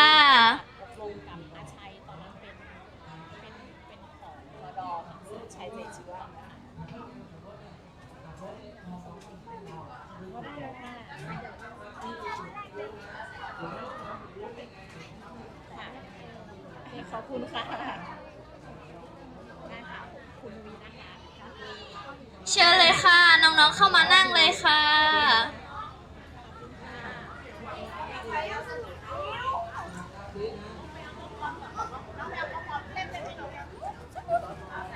น้องๆคนไหนที่รับป๊อปคอร์นเสร็จแล้วไปที่รถบัสได้เลยค่ะน้องชอบจังเลยค่ะหลังจากที่น้องๆได้เรียนรู้แล้วเนี่ยน้องๆก็จะได้ขนมทุกฐานเลยนะคะทั้งที่ฐานเดิมๆนั้นยังไม่หมดมือเลยค่ะ ตอนนี้ใช้กล้องเจ้าอยู่นะคะ อยากจะเกิดเป็นเด็กๆอีกครั้งหนึ่งจังเลยค่ะ เด็กที่เรียนรู้ในยุคนี้นะคะ ได้ฝึกปฏิบัติจริง แล้วก็เรียนรู้จริงอะไรคะตอนนี้เราจะไปฐาน6ต้องถ่ายกับตกลงเอายังไงคะแล้วเราจะเดินไปที่ฐานต่อไปใช่ไหมคะเราจะเดินไปที่ฐานต่อไปโอเคไปเพราะว่าตอนนี้แดดเริ่มร้อนแล้วก็ความจริงแล้วอ่ะแต่ละฐานเนี่ยคือความรู้ที่ตัวพิธีกรเองก็ยังไม่รู้เลยด้วยซ้ำหลายๆเรื่องด้วยกันนะคะเราก็มาเรียนรู้ไปด้วยกันนะคะกับไลฟ์นี้ค่ะเป็นกิจกรรมดีๆนะคะบ่อยครั้งที่เราเอ่ยชื่อเนาะแต่สำหรับบางท่านที่อาจจะเพิ่งเข้ามาชมกันนะคะก็คือโครงการเยาวชนยุคใหม่ขับขี่ปลอดภัยใส่ใจอนาคตประจำปีงบประมาณ 2569 นะคะซึ่งจัดโดยสำนักงานขนส่งจังหวัดลำปางจัดกันที่หอประชุมโรงเรียนเทศบาล 5 บ้านศรีบุญเรืองอำเภอเมืองลำปางจังหวัดลำปาง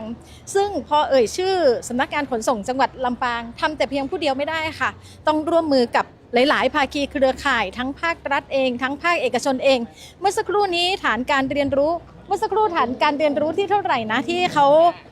ที่5เนาะจากโรงเรียนบ้านเสด็จโรงเรียนเสด็จวรรณชยางกูลค่ะซึ่งน่าชื่นชมมากน้องๆที่เป็นวิทยากรนะคะถือว่าเขาให้ความรู้เด็กๆได้เป็นอย่างดีโอ้เข้ามาในฐานนี้เย็นขึ้นมาทันทีค่ะเรากำลังจะดูนะคะว่าฐานนี้เรียนรู้เรื่องอะไรฝั่งนู้นเลยผู้หญิงยืนฝั่งนี้ลูกยืนฝั่งนี้เก็บกระเป๋าก่อนนะลูกนะโอเคป๊อปคอร์นก็อร่อยเนาะอยู่หัวโต๊ะลูกหัวโต๊ะเลยหันหน้าเข้าหากันผู้ชายจะต่อให้ผู้หญิงกินไหมต่อหันหลังให้ไหมหันหลังให้ผู้ชายสุภาพบุรุษหันหลังฟังสัญญาณจากพี่เฟรมนะคะนับ1 2 3นับ1 2 3แล้วใส่หมวกนะใส่ให้ถูกต้องนะไอ้ที่รัดคางเนี่ยมันต้องอยู่ตรงคางนะคะตรงนี้นะใส่ถูกต้องแล้วถึงจะกดโอเคใครกดได้ก่อนมีสิทธิ์เลือกจะตอบหรือไม่ตอบโอเคนะพี่เฟรมให้สัญญาณ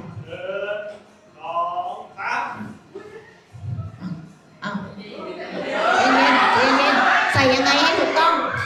พี่บอกว่าไงกระเดืองงานกระเดือง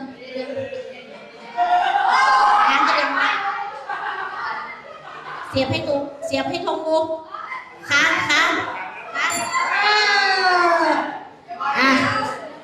อยู่ฝั่งนี้ใช่ไหมทีมเราอยู่ฝั่งโน้นดูคำถามพี่น้ำคำถามเอาไปข้อ5เลยพี่น้ำข้อ5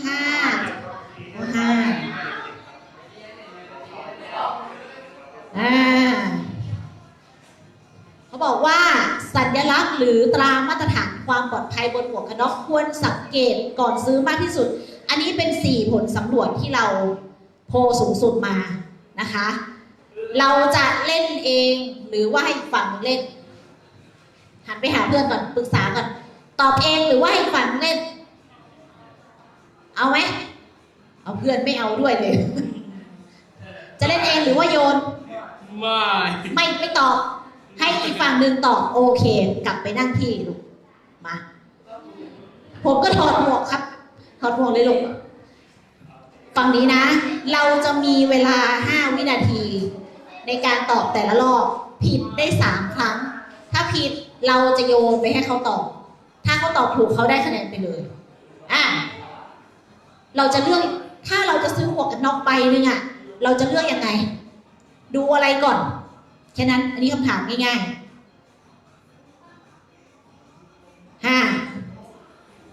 4ระดมสมองลูกระดมสมอง3ดูจากอะไรลูกมีมอก.มาตรฐานอุตสาหกรรมมีมาตรฐานอะไรหมวกใบนี้มีป่ะนี่ต้องมีฉลากหรือ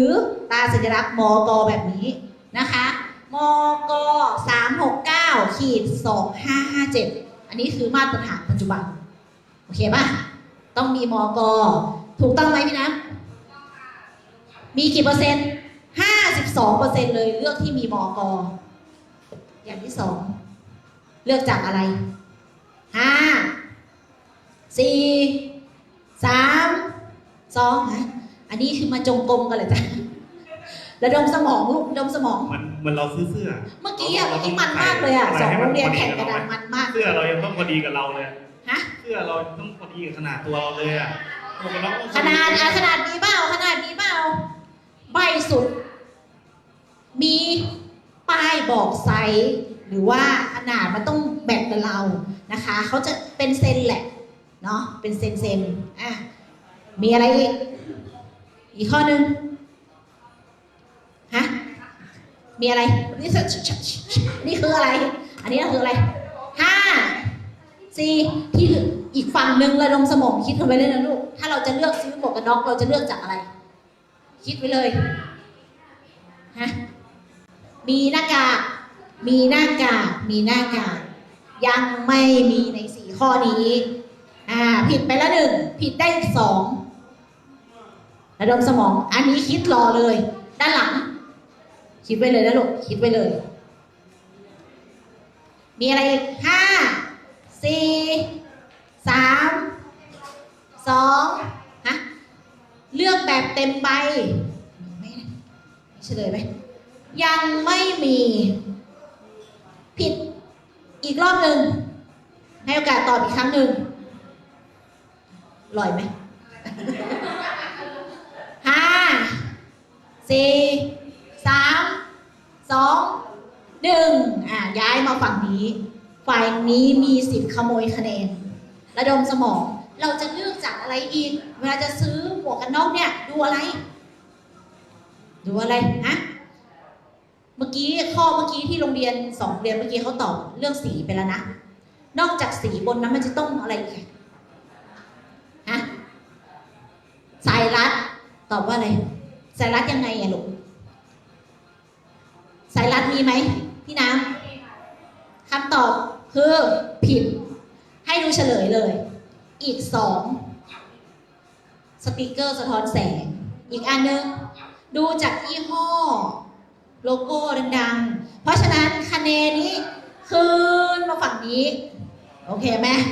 แล้วนี่อะไรเราไม่ได้คะแนนน่ะให้คะแนนคืนไปเนาะฐานต่อไปรอหรือยังครับต้องไปแล้วใช่ไหมเสียดายอ่ะเมื่อกี้ทีมแรกเล่นไปเลย3 เกมแต่เราก็ได้ความรู้เบื้องต้นเลยใช่ไหมว่าหมวกกันน็อกมันมีหลักๆ3 แบบใช่ไหมลูกเต็มใบครึ่งใบเนาะโอเคเดี๋ยวพี่ๆจะปั๊มตาให้ตรงประตูนะคะแล้วก็มีปังหลุมให้คนละ1 ชิ้นก่อนออกไป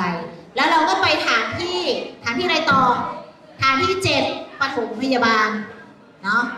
ออกไปแล้วอยู่ในตึกนะคะตึกซ้ายมือเดี๋ยวเราตามน้องๆไปเลยดีกว่าไหม ใครเป็นผู้นำ ไปฐานที่7เลยนะคะเพราะว่าตอนนี้หลังจากที่กรำแดดมาพอสมควรอยากไปฐานปฐมพยาบาลแล้วเนี่ยอยากจะไปฐานปฐมพยาบาลแล้วเดี๋ยวตามเด็กๆไปกันนะคะ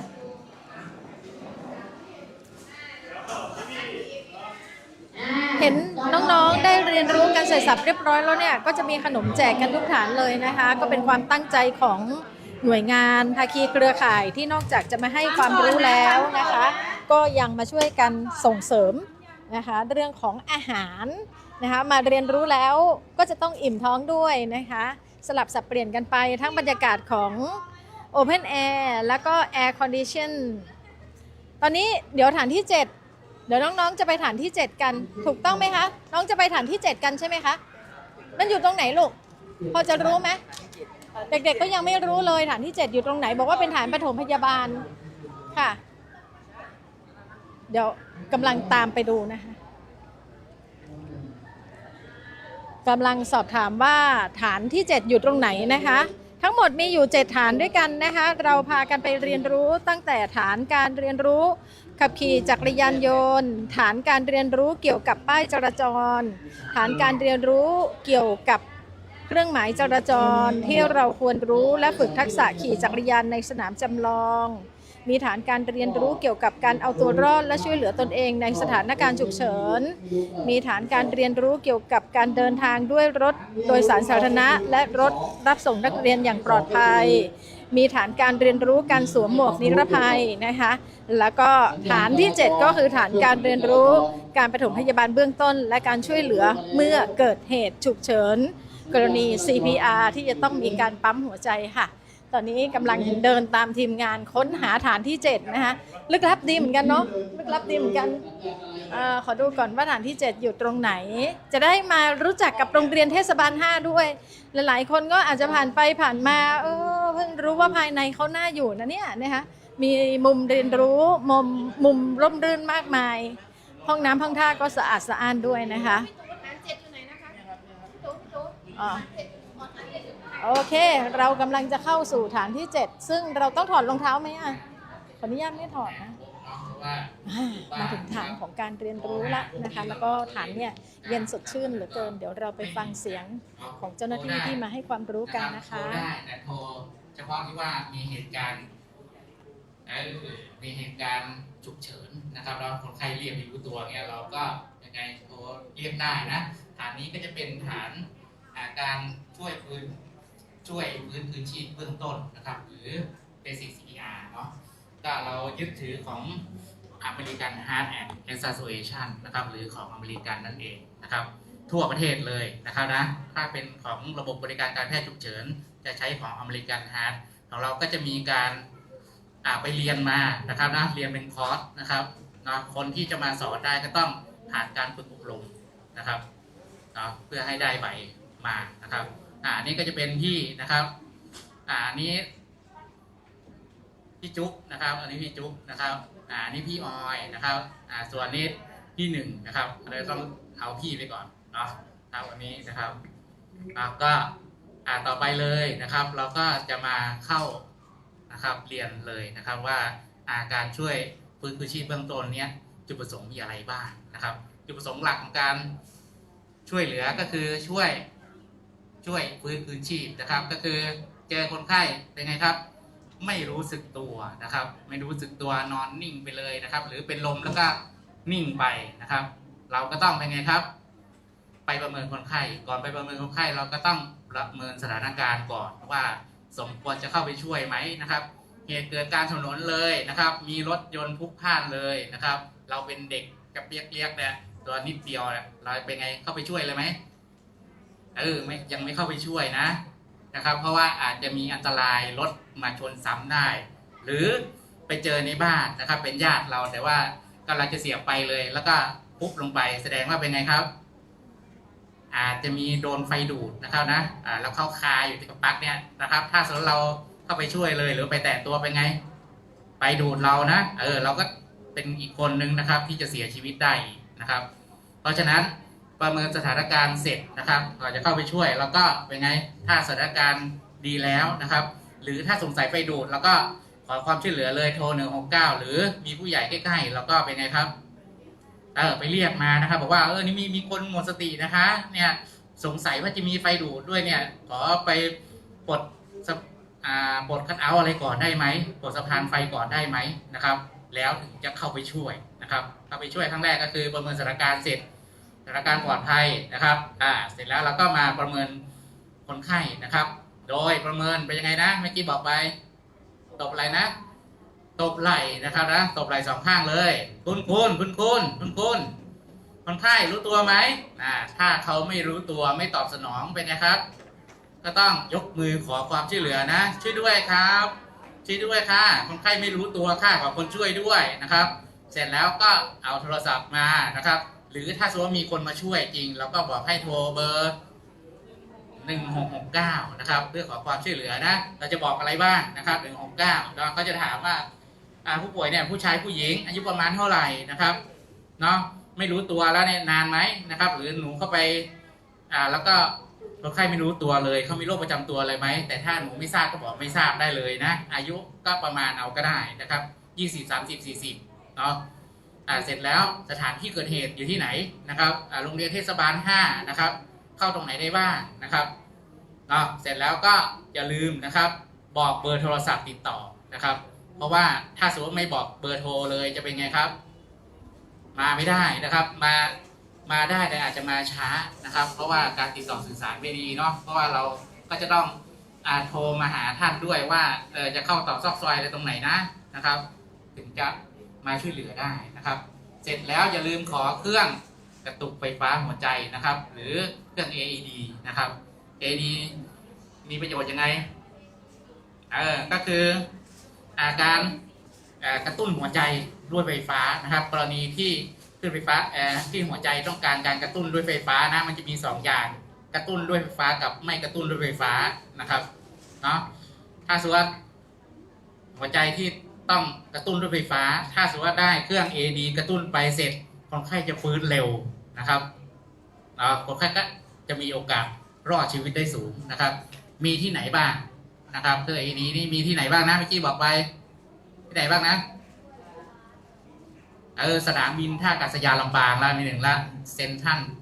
ลำปางมีละนะครับเนาะสถานีรถไฟลำปางก็มีแล้วนะครับศูนย์ราชการก็มีแล้วนะครับโรงพยาบาลลำปางมีอยู่แล้วนะครับแล้วก็วิไลพยาบาลมีแล้วนะครับเท่าที่เห็นนะเทศบาล5นี้มีหรือยังนะครับเครื่อง AED ยังไม่มีเนาะไม่มีน่าจะจัดหาได้นะครับเพราะว่าอาจจะได้ช่วยนะครับเนาะบุคลากรแล้วก็เด็กๆนะครับเราขอเครื่อง AED เสร็จนะครับก็เป็นไงครับคนไข้ไม่รู้ตัวเขาบอกว่า CAB นะครับก็คือให้ circulation ก่อนเลยนะครับcirculation ก่อนก็คือกดนวดหัวใจก่อนเลยนะครับกี่ครั้งนะ30 ครั้งนะครับต่อการช่วยหายใจ2 ครั้งนะครับเนาะ30 ครั้งคือการปั๊มหัวใจนะครับ1 2 3 4 5 6 7ถึง30นะวิธีการวัดนะครับเดี๋ยวดูวิธีการวัดนะวิธีการวัดเขาเรียกว่านิปเปิลไลน์นะครับนี่ตั้งนี้ก่อนนะครับโดยการคาดนะไปตรงที่หัวนมนะครับนะนิปเปิลไลน์เนี่ยนะครับคาดไปแล้วก็บวกนะครับตัดบวกนะเอาส้นมือของเรานะครับวางลงไปเดี๋ยวเราจะให้ได้ลองกันทุกคนนะแต่อาจจะไม่ปั๊มได้30 ครั้งอาจจะได้คนละ10แค่นั้นเองจะได้พอมีประสบการณ์นะเอาส้นมือวางลงไปนะครับส้นมือวางลงไปตรงนี้นะครับแล้วก็เอามืออีกข้างหนึ่งมาเดี๋ยวพี่ออยจะทำให้ดูนะครับวิธีการวัดก่อนนะครับวัดเอาส้นมือวางนะครับเอามือดูท่านะครับเนาะมือและศอกและแขนนะครับต้องตรงนะครับตั้งฉาก90 องศานะครับเสร็จแล้วก็โน้มตัวมาทั้งตัวนะครับเนาะเอาน้ำหนักลงไปนะครับมือไม่ยกนะครับให้วางพอดีกับหน้าอกไม่กดก่อนนะครับนะแล้วก็นับนะครับกดได้1 2 3 4 5 6สังเกตนะครับถ้ากดแล้วนะครับเป็นไงไฟวิ่งถึงสมองแสดงว่าเลือดเนี่ยจากหัวใจที่เราปั๊มไปนะไปเลี้ยงสมองแล้วนะครับเพราะเหตุที่คนไข้ไม่รู้ตัวนะครับแล้วก็ไม่ได้รับการช่วยเหลือในการปั๊มหัวใจนะครับมันก็จะทำให้เลือดไปเลี้ยงสมองนะครับถ้าสมองขาดเลือดและออกซิเจนกี่นาทีนะ4 นาทีนะครับคนไข้ก็จะกลายเป็นเจ้าชายหรือว่าเจ้าหญิงนิทราไปนะครับนะก็คือหลับไปเลยนะครับนะหัวใจเต้นอยู่แต่ว่าสมองไม่ทำงานนะครับเป็นไงอยากเป็นไหมพวกเราอยากเป็นไหมไม่อยากเป็นเพราะฉะนั้นเราก็ต้องเป็นไงขอความช่วยเหลือและช่วยได้นะครับแล้วต่อไปนะครับปั๊มหัวใจเสร็จ30นะครับก็ถ้าเป็นญาติเรานะครับถ้าเป็นพี่น้องเราก็สามารถเมาส์ทูเมาส์หรือเป่าปากได้นะครับแต่ถ้าคนอื่นเป็นไงทำไหมไม่ทำเพราะห่วงเรื่องการติดเชื้อแล้วก็แค่เชือดหน้าเชยคางนะครับครั้งแรกของการเป็นครับครั้งแรกของการประเมินนะครับเราก็ต้องเปิดปากดูก่อนว่ามีสิ่งแปลกปลอมเนี่ยอยู่ในปากไหมถ้ามีนะครับแล้วก็พอจะล้วงออกได้แล้วก็ล้วงออกนะครับเอานิ้วเราเนี่ยล้วงกวาดออกนะครับแต่ถ้ามันอยู่ลึกนะครับก็ไม่ต้องเอามือเข้าไปนะครับเพราะว่ามันจะทำให้สิ่งแปลกปลอมนั้น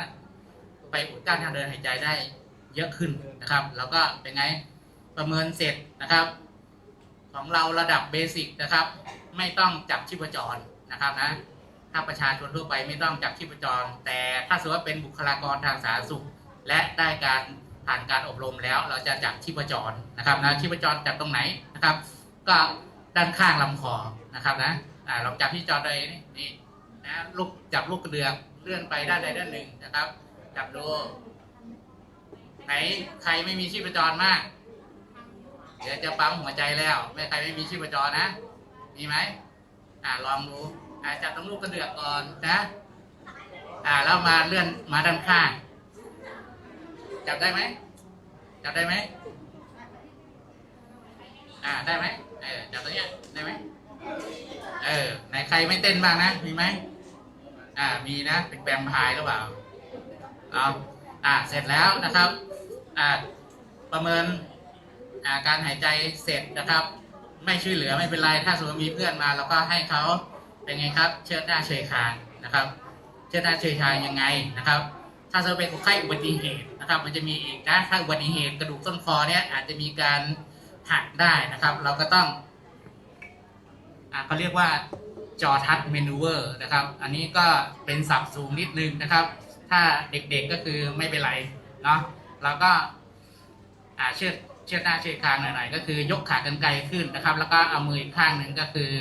แบะปากออกนะครับนะเพื่อมันจะได้ให้ลมเข้าไปได้โดยไม่กระทบต่อกระดูกต้นคอนะครับถ้ากระดูกต้นคอหักนะครับไปกดทับเส้นประสาทที่ควบคุมการหายใจเขาก็ไม่หายใจอยู่ดีนะครับอันตรายถึงชีวิตได้เนาะต่อไปนะครับก็เปิดปากเสร็จแล้วนะครับอินทรัพไม่เกิน10วินาทีนะครับนับไปเลย10วินาทีถ้าเกินแล้วก็มาปั๊มต่อเลยนะครับอีก30ครั้งนะครับนะก็ไปเรื่อยๆจนถึง5รอบนะครับ3-5-15นะประมาณ150ละนะครับนะถ้าปกติเขาก็จะให้ถ้าสมมติว่าเราไม่ช่วยหายใจเลยนะครับนะก็ประมาณ100-120แล้วตอนนี้คือเขาเอา120ครั้งต่อ1นาทีนะครับเราจับ2นาทีก็เป็นกี่ครั้งนะ2นาทีกี่ครั้งนะ240นะถูกต้องนะนับไปเลย2นาที240หรือไม่งั้นก็คือถ้าขี้เกียจนับแล้วก็คือให้เพื่อนจับเวลาเลยนะครับ2นาทีเมื่อไหร่นะครับแล้วก็บอกเรานะจะได้มีคนเปลี่ยนนะเพราะว่าเขาศึกษามาละ2นาทีเนี่ยมีประสิทธิภาพในการปั๊มหัวใจได้มากที่สุดละสำหรับคนต่อ1คนเนาะเพราะว่าถ้าเกินนั้นประสิทธิภาพมันจะลดลงเนาะมันก็ไม่ได้ช่วยอะไรนะเสร็จแล้วระหว่างปั๊มนะครับถ้าเครื่อง AED มานะครับไม่ต้องให้มันครบนะครับถ้าเครื่อง AED มาแล้วก็มาติดได้เลยนะครับนะเครื่อง AED คืออะไรนะครับก็คือเครื่องกระตุกไฟฟ้าหัวใจอัตโนมัตินะครับมีแค่4ข้อเท่านั้นเองที่ว่าจะทำง่ายๆเลยเปิดนะครับรอบแรกคือเปิดนะครับเปิดถ้าเครื่องมันไม่ได้เสียบมานะครับเราก็เสียบด้วยนะครับนะแต่ปกตินะครับเขาจะเสียบให้มาแล้วนะครับนะถ้ามันไม่ได้เสียบมาเราก็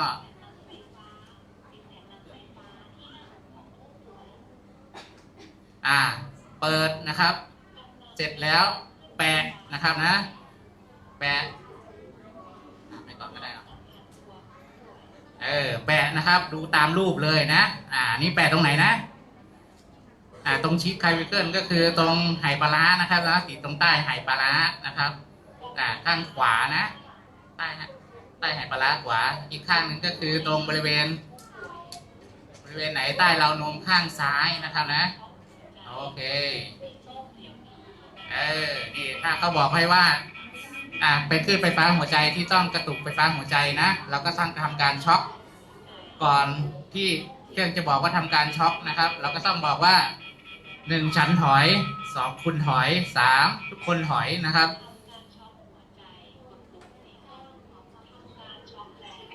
อันนี้ทำการช็อคแล้วนะครับเราก็ต้องเป็นไงครับปั๊มหัวใจต่อให้ครบ2นาทีนะครับตามเครื่องเลยไม่ต้องนับแล้วจับเวลาเอาครบ2นาที2นาทีกี่ครั้งนะ200เท่าไหร่240นะครับทำไปเรื่อยๆนะครับอันนี้ในกรณีที่เราไม่ช่วยหายใจนะครับแต่ถ้าสมมติว่าเราช่วยหายใจด้วยนะครับเราก็เอาเป็น30:2นะครับ30ก็คือปั๊ม30ครั้งต่อการช่วยหายใจ2ครั้งนะครับ5รอบนะอย่าลืม5รอบนะไม่ใช่รอบเดียวแล้วจะเปลี่ยนแล้วนะครับเสร็จแล้วก็เป็นไงคะเมื่อกี้นี่รถฉุกเฉินเข้ามาแล้วก็น่าจะมาถึงแล้วรถฉุกเฉินถ้าในกรณีที่ว่ารถไม่ติดนะครับเนาะไฟแดงดีตลอดเลยกลายเป็นไฟเขียวตลอดนะครับอาจจะมาที่นี่ก็ประมาณ10นาทีละนะครับเพราะเมื่อกี้ลองมาก็คือประมาณ10กว่านาทีเลยนะจากโรงพยาบาลมาถึงนี่นะครับเนาะใครมีอะไรสงสัยไม่เข้าใจไหมกรณี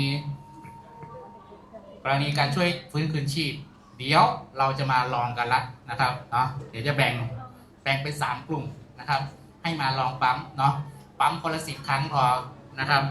เพราะว่าเนื่องด้วยจำกัดเนาะกับจำกัดด้วยเวลานะครับใครไม่ได้สงสัยไหมลูกมีไหม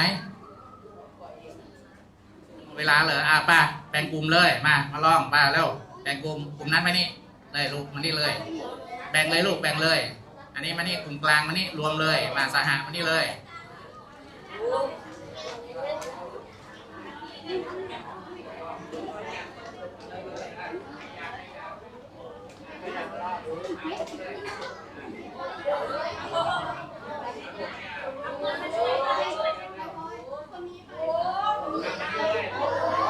ตอนนี้อยู่ในช่วงของขั้นตอนที่เด็กๆจะได้เรียนรู้ด้วยตัวเองนะคะหลังจากที่ฟังทฤษฎีจากเจ้าหน้าที่เป็นที่เรียบร้อย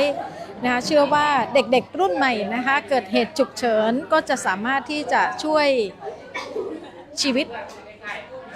ของผู้ที่ประสบอุบัติเหตุหรือว่าอาจจะมีโรคภัยไข้เจ็บได้นะคะแล้วก็เป็นการเรียนรู้ที่ถูกต้องโดยมีเจ้าหน้าที่จะคอยให้คำอธิบายนะคะถือว่าเป็นโอกาสอันดีเนาะนอกเหนือไปจากการใช้รถใช้ถนนแล้วทุกครั้งที่เกิดอุบัติเหตุนะคะก็อาจจะมีผู้ได้รับบาดเจ็บแล้วก็อาจจะถึงขั้นเสียชีวิตในระหว่างที่รอรถฉุกเฉินนั้นนะคะก็จะต้องมีการประคับประคองชีวิตของผู้ได้รับบาดเจ็บกันก่อนนะคะ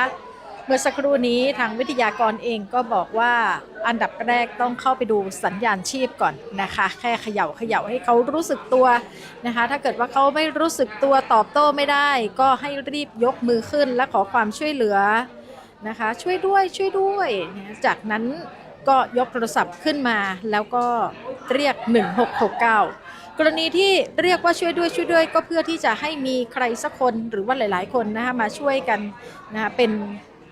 ผู้ที่อยู่ในเหตุการณ์กรณีที่เราต้องการช่วยเหลือในรูปแบบอื่นๆกันต่อนะคะพยายามที่จะอย่าอยู่เพียงลำพังในการที่จะช่วยเหลือผู้ป่วยอันนี้พูดถึงในกรณีที่สามารถที่จะเรียกผู้อื่นมาช่วยได้นะคะหลังจากนั้นก็เป็นขั้นตอนที่ทางเจ้าหน้าที่ได้บอกไปจริงๆแล้วเรื่องของการกู้ชีพตรงนี้นะคะทุกคนน่าจะต้องมีทักษะนะไม่ได้หมายความว่าเห็นภาพจากตรงนี้ปุ๊บเนี่ยไปเจออุบัติเหตุทันทีทันใดก็ปรากฏว่าไปช่วยเหลือเขาทั้งที่เรายังไม่มีความรู้ยังไม่ได้ทดลองก่อนอันนี้ไม่แนะนำนะคะเกิดว่าเขามีกรณีการเสียชีวิตขึ้นมาเนี่ยสืบสาวราวเรื่องก็อาจจะเป็นเพราะว่าคนไม่มีความรู้ไปช่วยชีวิตแบบเนี้ยก็อาจจะ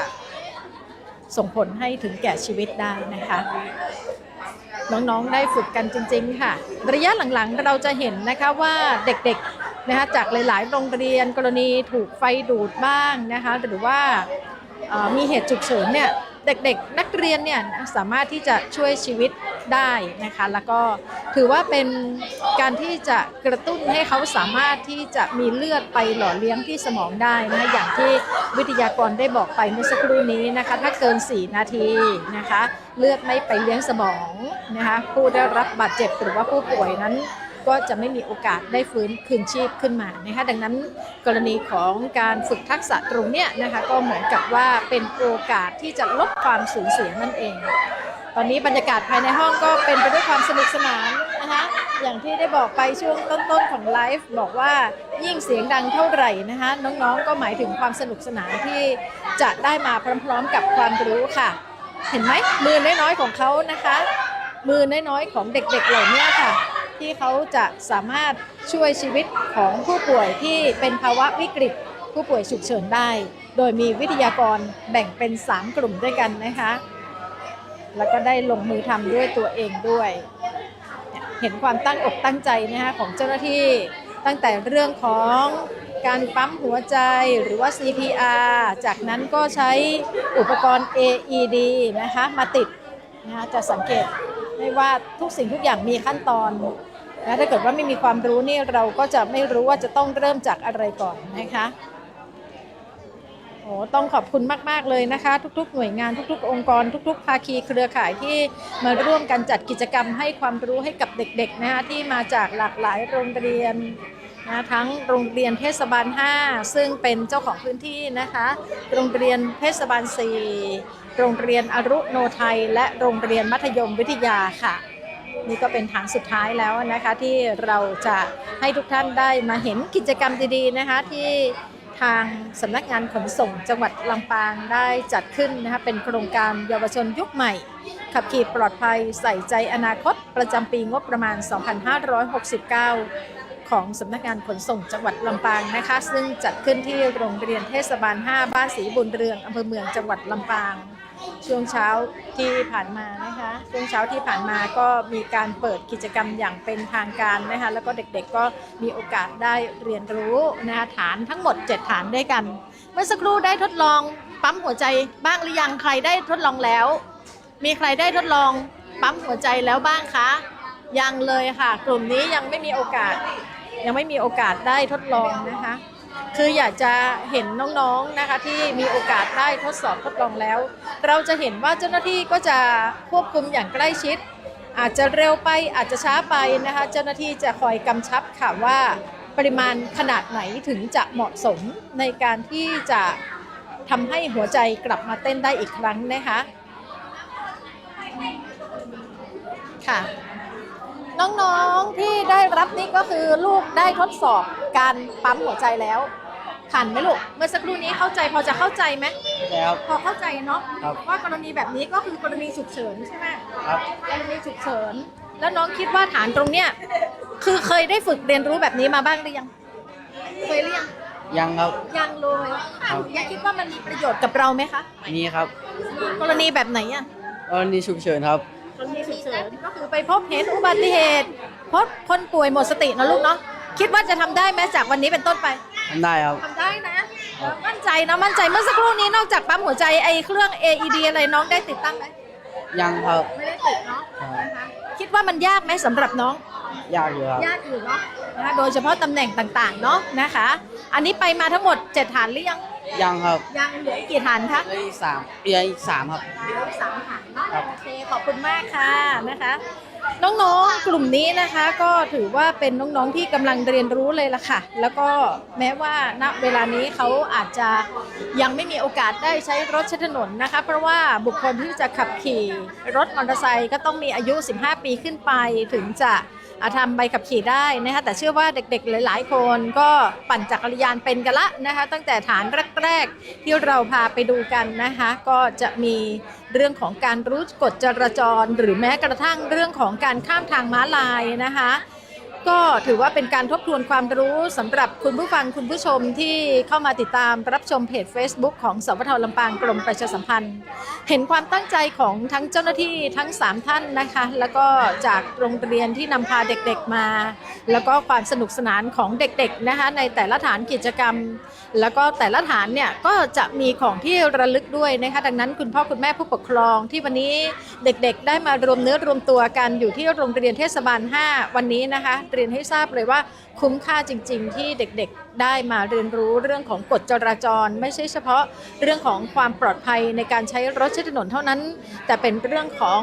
การที่จะดูแลนะคะผู้ที่ประสบอุบัติเหตุนะคะหรือว่าเหตุฉุกเฉินในรูปแบบของการ CPR และก็เรื่องของการติดตั้งเครื่องกระตุ้นหัวใจด้วยค่ะความสนุกสนานไปด้วยกันนะคะ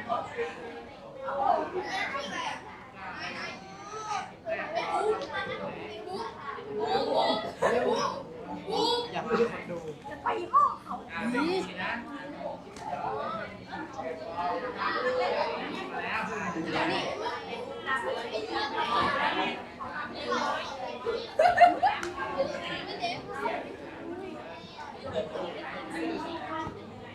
เดี๋ยวเราจะลากันไปด้วยภาพที่น้องๆนะคะกลุ่มนี้ที่มีโอกาสได้มาศึกษาฐานเรียนรู้ที่7นะคะเกี่ยวกับเรื่องของการปฐมพยาบาลเบื้องต้นและการช่วยเหลือเมื่อเกิดเหตุฉุกเฉินหรือ CPR นะคะก็ไม่นึกเหมือนกันว่าจะมีโอกาสได้มาเรียนรู้กับน้องๆถามว่าทำเป็นไหมก็ยังไม่มีโอกาสเลยแล้วก็ปัจจุบันเนี่ยหลายๆองค์กรหลายๆหน่วยงานนะคะเขาก็มีการรณรงค์ที่จะฝึกฝนให้ประชาชนทั่วไปได้สามารถ กู้ชีพกู้ภัยนะคะในรูปแบบของการ CPR แล้วก็ได้ฝึกเรียนรู้แบบนี้นะคะก็เป็นการลดการสูญเสียเนี่ยที่เกิดขึ้นทั้งจากอุบัติเหตุแล้วก็โรคภัยไข้เจ็บนะคะและทั้งหมดนี้คือบรรยากาศของการถ่ายทอดนะคะโครงการเยาวชนยุคใหม่ขับขี่ปลอดภัย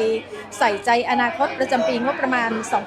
2569 นะคะซึ่งวันนี้ทีมงานสวทลำปางเรายกทีมกันมาที่โรงเรียนเทศบาล 5 บ้านศรีบุญเรืองนะคะเป็นกิจกรรมของสำนักงานขนส่งจังหวัดลำปางค่ะที่นำพาเด็กๆจากทั้ง 4 โรงเรียนนะคะมาเรียนรู้เรื่องของกฎจราจรเรื่องของการใช้รถใช้ถนนเรื่องของการติดตั้งอุปกรณ์เพื่อที่จะสร้างความปลอดภัยแล้วก็เรื่องของการกู้ชีพนะคะให้กับผู้ที่ประสบอุบัติเหตุกันด้วยไม่หมดสิ้นแต่เพียงเท่านี้นะคะเดี๋ยวเราจะยุติไลฟ์นี้ด้วยภาพของน้องๆที่กำลังสนุกสนานกับการ CPR กันนะคะเราจะพักกันสักครู่ค่ะและหลังจากนั้นในช่วงเวลาประมาณ 13 นาฬิกานะคะเราจะมาติดตามกันต่อยังไม่ไปไหนยังอยู่ที่โรงเรียนเทศบาล 5 บ้านศรีบุญเรืองนะคะเราจะปักหลักกันอยู่ที่นี่เพราะว่าในช่วงบ่ายยังมีกิจกรรมนันทนาการเป็นการประเมินผลการเรียนรู้มาดูกันนะคะว่าเด็กๆหลังจากที่ผ่านพ้นทั้ง7ฐานแล้วเนี่ยคุ้มค่าไหมสำหรับโครงการนี้เด็กๆมีความรู้เพิ่มเติมนะคะที่จะนำไปต่อยอดใช้ในชีวิตประจำวันได้หรือเปล่านะคะแต่ตอนนี้นะคะทีมงานสวทลำปางเราขออนุญาตยุติไลฟ์แล้วก็ส่งท้ายกันที่ภาพของเด็กๆที่กำลังสนุกสนานไปด้วยกันช่วงนี้ลาไปก่อนเดี๋ยวบ่ายโมงเจอกันใหม่นะคะที่เดิมสวทลำปางกรมประชาสัมพันธ์ขอบคุณทุกท่านที่ติดตามและช่วยกันกดไลค์กดแชร์นะคะสวัสดีค่ะ โอเคงั้นเดี๋ยวเรามาเปลี่ยน